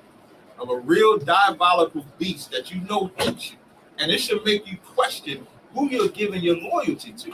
Should your loyalty continue to go to America, or should it go to that homeless brother that needs a meal, to that sister that's been molested, to that brother that's on drugs? Where should our loyalty go to? We got to reanalyze our thought process. Keep going. Black women, now we're going to look at this. The day without women have anything to do with black women. Black women have made the greatest strides recently. In 2011, 33% of employed black women have jobs in management or professional occupations compared to 23% of black men. As a matter of fact, 64% of working African American women hold white-collar occupations compared to 50% of black men. 36% of employed black men hold blue-collar jobs compared to 8% of black women. So even in corporate America, black women are winning. So when they said we got to do that marching, well, black women had to do that marching, what was you really marching for? How much more? You was doing fine without a march. Like before you ever marched, you was killing it. You 64% of white collar. Women don't want to do no labor anyway. You had 64%. Imagine if you didn't march, if you stayed doing what you was doing. What you're lacking, though, is guidance, because a black man would have been in your house and said, don't go down there and march. Right. My wife ain't go down there and march. She knew she ain't supposed to have nothing to do with that. No brother in the Israelite school EPK wife said, I'm going down there and march. That's right. I don't know about the rest of y'all. Y'all probably send y'all down. The next slide. I know some of y'all probably was down there like, I want to see what they're talking about. Now we're going to talk about fathers to see if the black man being taken out, because remember, feminist movement was about removing the black man out the house. So let's see how it is with the man out the house or in the house. It says father-absent families generally occupy the bottom rung of our society's economic ladder. Unwed mothers are 4 times more likely to live in poverty than the average American. Female-headed black families earn only 36% as much as 2-parent black families. Not only do unmarried mothers tend to earn relatively little, but their households are obviously limited due to a single breadwinner, thus further widening the income gap between 1-parent households and 2-parent households. Fully 85% of all black children in poverty live in single-parent and mother-child only homes. Give me the next slide. The single black illegitimacy rate is so high that these pathologies plague black more than they affect our other demographic. Now, if y'all was paying attention earlier, before civil rights, before liberation, before all of that, you couldn't find these numbers. These numbers was not, you know how they have you be in the red or you be in the black? The black is where you're trying to get, the red is what you're in, it's in danger. We're in the red after civil rights and liberation. We was chilling prior to that. That's why we have to go back to that. Now, what do you have to remove to go back to that? Give me one thing you got to remove to go back to that. White man. Thank you. Who said that? What's your name, brother? That brother's smart. Goddamn white man. I just titled this lecture, Remove the White Man. Right. That's what I titled the lecture. Right. Illegitimacy, family breakdown, crime, and fraudulent education are all devastating problems, but they are not civil rights problems. That's what Walter E. Williams said. Hey, devil. I'm going to read it again. Illegitimacy, these are all things that plague black people. Illegitimacy, family breakdown, crime, and fraudulent educations are devastating problems, meaning they recognize that there's problems for black people, but they're not civil rights problems. But I thought civil rights was about black people getting rights that would make their life better. Right. So why are the things that are plaguing black people not civil rights problems? Because civil rights was never created to address black issues. That's why. And that's what you have to recognize. As late as 1950, black women nationwide were more likely to be married than white women.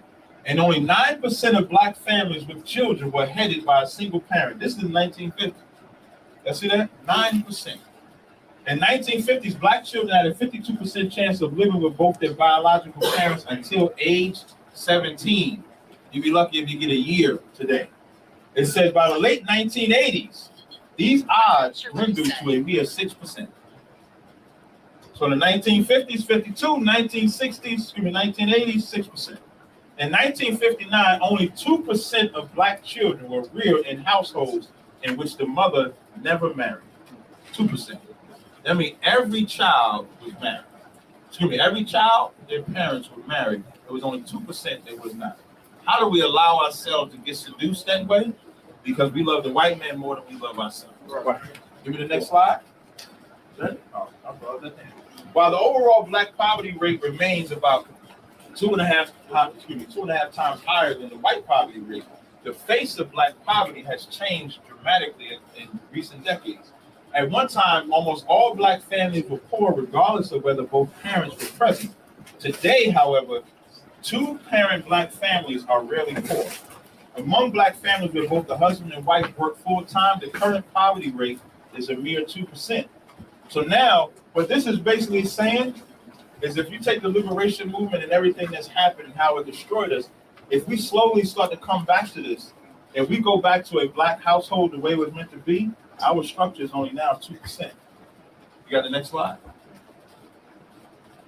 In addition, growing up without fathers is a far better forecaster. Is a far better forecaster of a boy's future criminally than either race or poverty.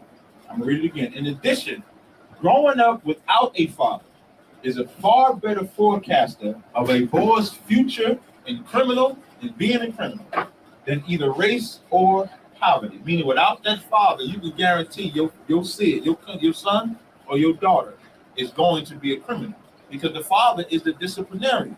Why do you think when I brought out, my mama would go get my father wherever he was at? Because I was getting too wild. So my mother would go find where Carl was at, and Carl would come put the fear of God in me. I'd straighten up for a little while until he went away again, and then I would mess up again, and then she'd go get him again until I got it together. Then I finally got it together, didn't need it. But when that father came around, I straightened up. That's why I'm saying that. 70% of all young people in state reform institutions were raised in fatherless homes, as were 60% of rapists were raised in fatherless homes. 72% of adolescent murders and 70% of long-term prison inmates were also. As Heritage Foundation scholar Robert Rector has noted, illegitimacy is a major factor in America's crime problem. Lack of married parents, rather than racial poverty, is the principal factor in the crime rate. Give me the next slide. If you take that father out the home, you're destroying him. Even if, let's say, if y'all can't live together, if you take the father out the picture, you're destroying that home. Because there's no structure. You have to have a balance. A son can never learn how to be a man from a woman. Right. I don't care how mannish. I don't care how mannish you want to be. I don't care what word you want to give him, what movie you want him to watch. There's nothing that's going to teach him how to be a man than a man. Right. Having a man in the house also helps your daughter. You know how it helps your daughter? A daughter does not learn how to be a wife potentially without seeing her mama be a wife to her father. Right. And then her interactions between the two of them will dictate how she's going to be when it's her time to be a wife. Now, when you remove the father, that's why it destroys the black household. That's why we have to resurrect that. Now, imagine the ones where the mother and father is there, and so that son gets to see the interaction, the daughter gets to see the interaction. It works out better. Children in single-parent households are raised not only with economic, but also social and psychological disadvantage. For instance, they are 4 times more likely as children from intact families to be abused or neglected, which is another thing that takes place. Another thing that takes place is the abuse. You can kill it. There's another thing that was the last slide. There's another thing that takes place where black women, there was a case that came out recently. I'll bring it up only because it fits the conversation. There was a case that came out recently where this guy, Prince George, just got arrested for beating their son and setting him on, burning him or something like that. And he wasn't even the child's father. So you would have to say, what type of woman would let their child be around that? Well, when you're run from the original father, because you want some type of protection, you'll let anybody in your house just to be with that man. To be with that man, there was in that movie, I'll bring up that movie, Medea's Family Reunion, for example. In that movie, Medea's Family Reunion, that mother let her daughter get raped by her husband because he was going to leave her if she didn't let him rape him. That's what you have when you remove the man out of the house. Now it's almost like survival. Well, I love him, so I'm going to sacrifice my own children. That's what our black women have become.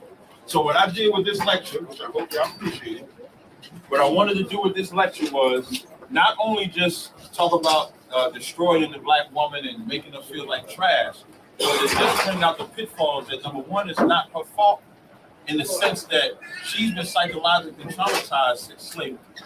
So a lot of these things that she's doing, she thinks she's doing it naturally when she's been programmed since slavery. It's been hereditary.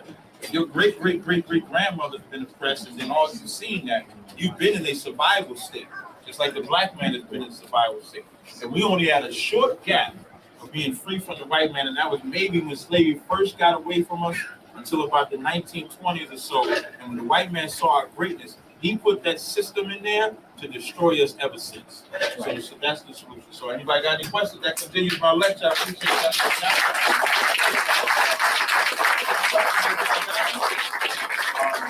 Try not to have you all along. Don't teach me, please. I have a question. But anybody?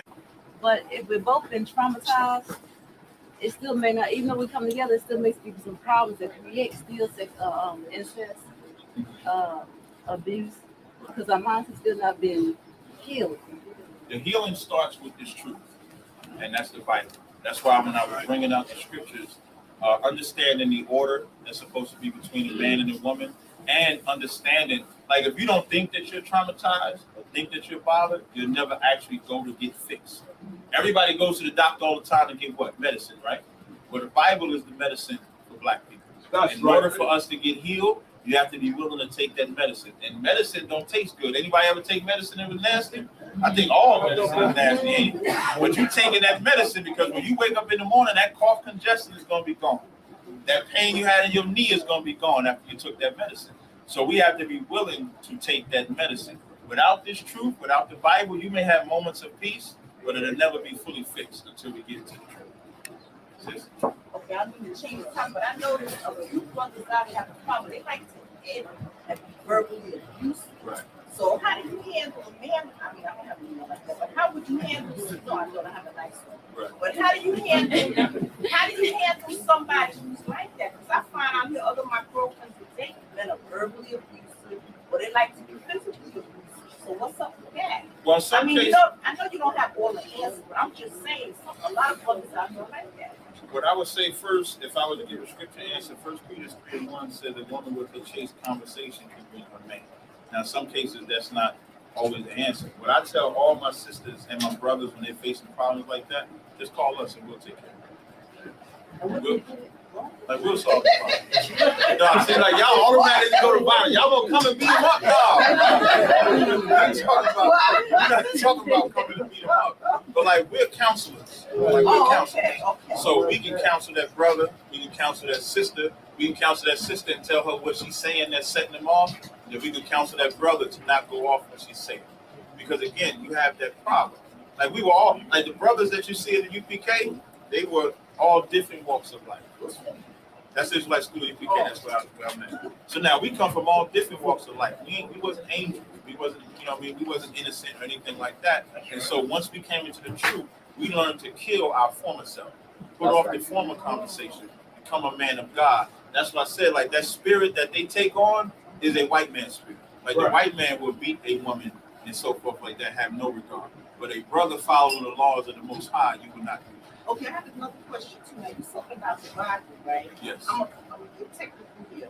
Now, I have a problem with that Bible. No, I'm being honest with you, because didn't the Bible come out of Europe when we were back where we were at? We didn't have that Bible until the white man came into Africa. So, is this the King James Version? This is your own new edition Bible? I'm being real here. No, that's fine. That's fine. Don't let my laughter fool you. I take it serious. Because I have a problem with the Bible that came from Europe and they brought that over, and that's what they used to enslave us. I'm just being real. No, that's fine. Okay, so what Bible you go? Is this the King James Version that came out of Europe? Which one are you going to? The black people, okay, so now, I want to know. I'm curious. Oh, no sweat. So when it comes to the Bible, first of all, the Bible is just a translation of Hebrew and Greek. The Bible is a translation of the Hebrew records. So when you read Genesis in English, you can find Genesis in Hebrew. They call it a Torah or a Tanakh. And it existed long before the King James Version. The King James Version is the one that we use is because it's the closest translation to the Hebrew and the Greek. Now, when you say it comes from Europe, when you say it comes from King James was not a white man. That's a misnomer. King James was a brother. You ever heard of the Dark Ages? Yes. The Dark Ages was dark to the white man because black people were ruling Europe. Right. About 300 AD to about the 1300s. So the Stuarts, where King James comes from, all of those were black men. And the reason why King James he didn't write the Bible, first of all. He just had the top Hebrew scholars and Greek scholars translate. And the reason why he was having it translated is because the white Catholics was trying to alter it all the way. So he fought against them to make sure that we have the proper Bible. When it comes to Africa, because we came out of Africa. The only reason we came out of Africa is because we were sold from Africa. We fled into Africa in 70 AD. In 70 AD, when Israel got destroyed as a nation, we fled. Over 1 million black people fled into Africa. So it's a lot of people that think that Africans are just selling any black person they can find. But Africans knew exactly who they were selling. They were selling us. That's why when you look up the records of slaves, you look at their names, you'll see that they had Hebrew names because we knew exactly who we were when we came over here. So it's not a European book. It's just here's how you know it's not European. Jesus Christ, right? You're familiar with that name, right? Who's Jesus Christ? Is he white or black? I would say he's black. I don't know. No, okay, give me the popular notion of Jesus Christ. I say he's black. No, not what you say. Give me the popular. They say he's white. He's white, right? Can you find that in the Bible? No. That's how you know that it's not a European concept. So wait a minute, you're moving too fast. I'm sorry. So wait, I'm trying to understand. So you're telling me that King James was a black man, right? Okay, so why do I hear this stuff that King James was gay and he was bisexual and all this stuff?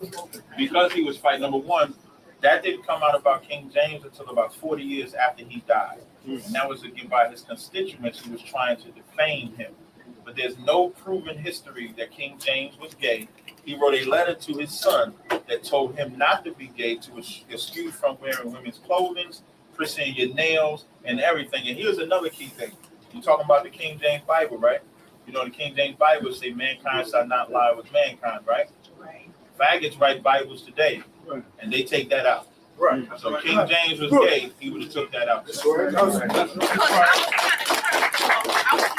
turn off and just do my little own spiritual. Don't do your own, sis. And I was saying the Bible came out of Europe, so what's going on here? But where can I find that information when you said don't leave. That they don't find it in my bag. That's my bag right there. Was a black man. That I need to How's hard?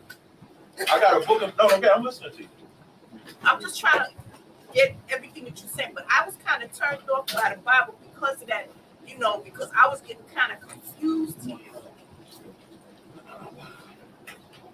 I have a book in my car, whether we get through the Q&A before you leave. I'm not selling it. It's my book. I'm not selling you the book. I'm just going to show it to you. But whether we do it now or afterwards, I'll show you in the book the history of King James, and how all of them, and they knew they was Israelites too. They used to call themselves Jacobs and so forth. But I was kind of turned the book off. ain't that expensive though. It's only like $19. Because I was kind of turned off because I studied all kind of different religions and different aspects. And I was having a problem. All my friends go hallelujah to the church with that Bible. I'm saying, what are they praying to the Bible for? That's what they used to cover. So I was like kind of confused. But a lot of them are not praying. A lot of them are not praying to the Bible or to God. They're praying to that white Jesus that you're affirming. Right. And so we are stuck on a lot of imagery. That's why I say, what is the popular image of Christ? You say white boy. But when you actually read the Bible, you find out that he's not. So what you have to really analyze is if these white people lied about how he looked, what else did they lie about? What else did they keep from us? You understand? And then the part that you said about learning from these different things, don't do that. The Bible said stop. You should stop right now. Because the Bible said that's weariness of flesh. You'll be learning and never able to come to the truth because you're too busy trying to learn everything. You got to ground yourself. I was told that. Okay, well, I'm going to tell you again. All right, who else? Wait, before I come back to you. You can let her go. Okay, no sweat. Good. It's a Black Woman Day, right? So that's what we are. When you read First Maccabees 3:48, it said that young men wore warlike apparel. And that's where we are. And black women need to see strong black men. You see the opposite.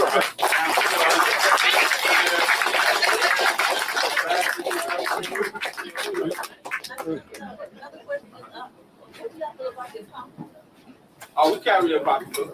The Apocrypha is the gap between the Old Testament and the New Testament. That's where you get the Feast of Dedication. That's where you get Maccabees. That's where you hear about Alexander the so-called Great. You got Ecclesiasticus, Ezra. So the Apocrypha is the gap in between. And that was one of the things the Roman Catholic Church was fighting King James on. That's why the word Apocrypha means hidden. Because King James was battling over that because they wanted that to be in there. Okay? Anybody, bro? First I want to say, thanks for all the information and stuff I learned from y'all. But I speak up a little bit. And I got left like a trumpet, right? Yeah. So a lot of young females I've met now, they'll say stuff like, they'll date a woman, they'll date a man, they'll date a bisexual, quote unquote man, but they will not do polygamy or multiple wives thing, which baffles me because if you're dating a man that likes men, why wouldn't you try that? So like, what's your how do you teach them that that's not wrong? That's what we teach every day on the streets and in class, and then you'll be able to teach that. And that's just what America gives. America is taught, like when we talking about monogamy, which is in essence what we're talking about, because even if whether they're dealing with whatever sex, they only want one-on-one. Yeah, what you're saying, right? Monogamy is something that was created by the white man. There's no other culture that ever taught monogamy. That's not an Israelite culture. That's a white man's culture of monogamy. And so really you're just battling this world. So you just have to battle it like that. I would recommend, where you from? Well, you took like my you. Oh yeah, no, I mean like what you mean, my tribe. You live at right now? Oh, I live in the 90s. Come to class.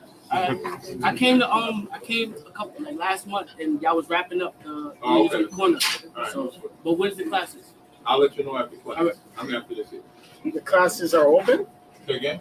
The New York classes is open. open. They'll be open soon. I know you. No, you don't. Anybody else have a question? Sis in the back. Thank you for this lecture. It's very productive. Thank you. When you talk about women needing to be discreet, unfortunately, the people that probably need to hear it are probably not here. Unfortunately, I was hoping to see a lot more sisters here, and I'm a bit dismayed that they aren't here.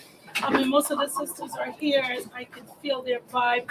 They probably know this already, but women should really practice hard in being discreet with their clothing, because showing your breasts in the street is not appealing. Right. And it's just, I don't think well, a lot that's of. why we'll do more. Yeah, like it's more, and and you're showing your stomach in the street, exposing your body all over the street like that, and then they wonder why the men don't stay. It's right. Not only don't stay, but they wonder why the men talk to them in a certain manner. Yeah. Like I remember Dave Chappelle had made a joke, but he was telling the truth. He said he saw this woman, and she had her breast out, like puffed out. He was like, "Damn, look at them titties." I'm saying it like he said it. I don't normally talk like that. So what he said. So the woman was like, "Just because I'm dressed this way, don't mean you have a right to talk to me that way." And Dave Chappelle said, "Well, you got to understand that's confusing. It's like if I walk out in a cop's uniform, people are going to expect me to uphold the law. So we have to be mindful of the way we dress. You understand? But we'll keep pushing it." Yeah.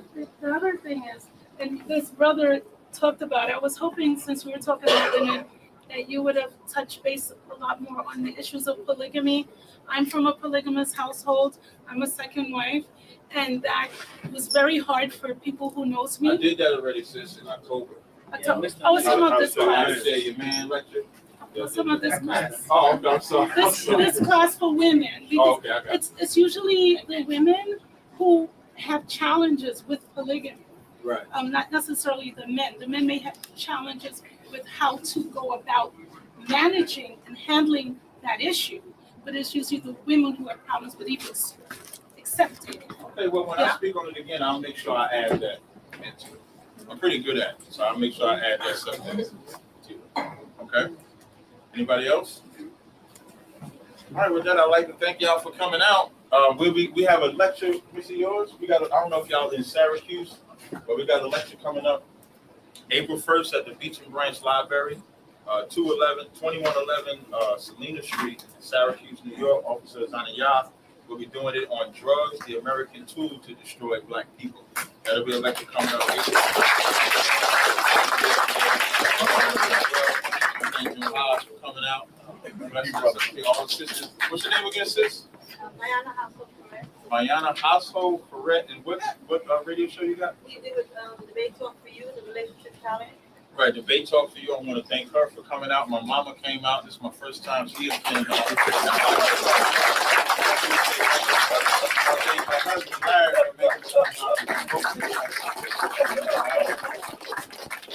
I think that's it.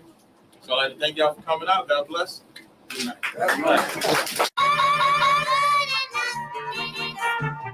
They think I'm playing on this track right here now. It's a full grown man right here.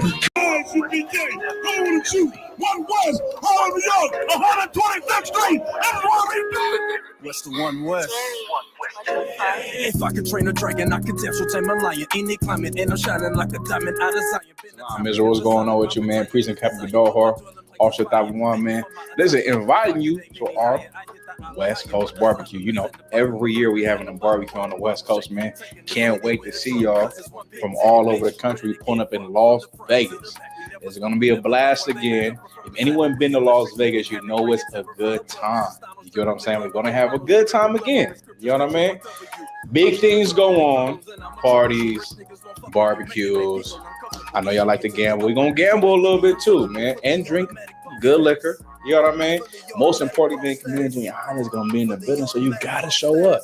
If you're on the West Coast, man, in any surrounding areas, and when I say surrounding areas, I mean everywhere across America, pull up, man. You know what I mean? The head of the nation, Israel, going to be there, man, with his solid generals, man. General Muhammad, General Mayat, you know what I'm saying? General Hazayan, General Katham Gabar, General Ayah Shawamar, General Q, General Kabbalah, you know, General Q going to be in the building. So, you know, we cannot wait to see y'all, man. You know what I mean? So pull up December 1st through the 4th. It's going to be a blast of the weekend. We have a good time, man. I'm going to be there. Dr. Juan going to be there. The Wall, he's off camera. Get in the camera at the Wall. He going to be there as well. You know what I'm saying? We're going to have a blast, man. Las Vegas. Tune in. Hey, shout out to Officer Shabal. He's running the whole thing. Shout out to the Las Vegas team. They're going to do everything that's in accordance to having a good time for you. Pull up, Las Vegas, December 1st to the 4th. We're going to be there, man. Shalom. You could thank the general, I had the bar. Niggas running out of time like I had a mar. Red cup, black label, I'm a connoisseur. I'ma leave it wet if I draw the sword.